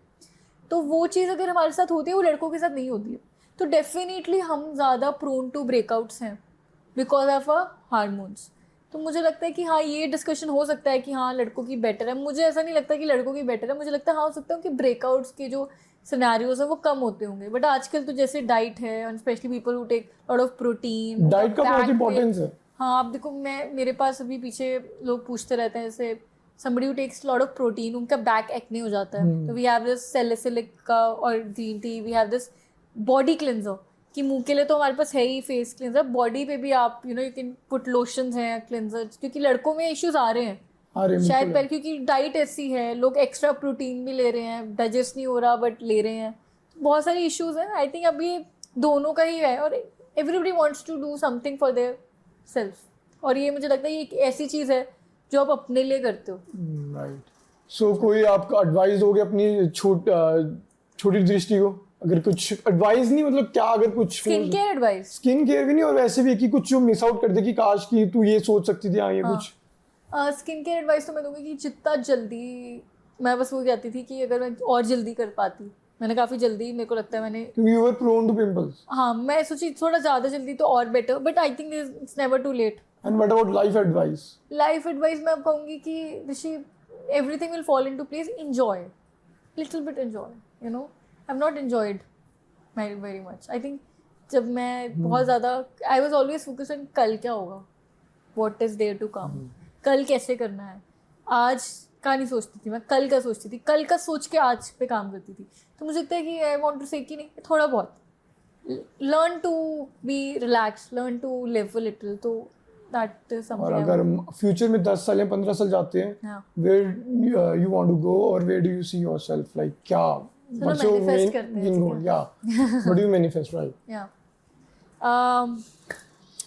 I would love to be married, have kids.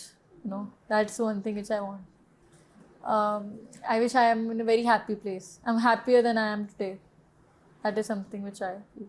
That's all. मुझे लगता है कि मतलब मेरा लाइफ की, मुझे वो चीज़ें बड़ी लगती हैं. मतलब मुझे अब लोग ना शादी, बच्चे या फैमिली को इतना बड़ा नहीं मानते हैं. लोग होता है पैसे या property you want a peaceful life कि मतलब हाँ मतलब मुझे लगता है कि वो चीज़ तो मैं कर ही लूंगी, मतलब वो छोटी-छोटी चीज़ तो चीज़ें कर्म है, वो तो जितनी मैं मेहनत करूंगी वो चीज़ तो बना ही लूंगी। शायद पैसे या कोई प्रॉपर्टी, वो चीज़ तो मेरे कर्मों पे है, this is more like my efforts कि मैं जितने डालूंगी वो तो बन ही जाएगा। ये चीज़ मुझे लगता है कि ये थोड़ी डेस्टिनी पे भी है। ये अकेले, मैं अकेले बच्चे नहीं पैदा कर सकती हूँ, ठीक है, मैं अकेली फैमिली नहीं बना सकती। This is something which I feel कि ये मेरे हाथ में नहीं है, ये किसी और के हाथ में भी है और ये डेस्टिनी पे भी है। destiny तो पे this is I wish for that, I वो मैं मैनिफेस्ट करना चाहती हूँ बिकॉज ये तो मुझे लगता है this is going to be output of my work. By product यार हाँ, जितना करूँगी उतना मिलेगा, नहीं करूँगी उतना फिर उतना कम में है, तो I have to, I am okay with that because मुझे पता है ये मेरे ही मेहनत का नतीजा है। That was a good chat. हम इसको रैप करते हैं वरना thank you that was good.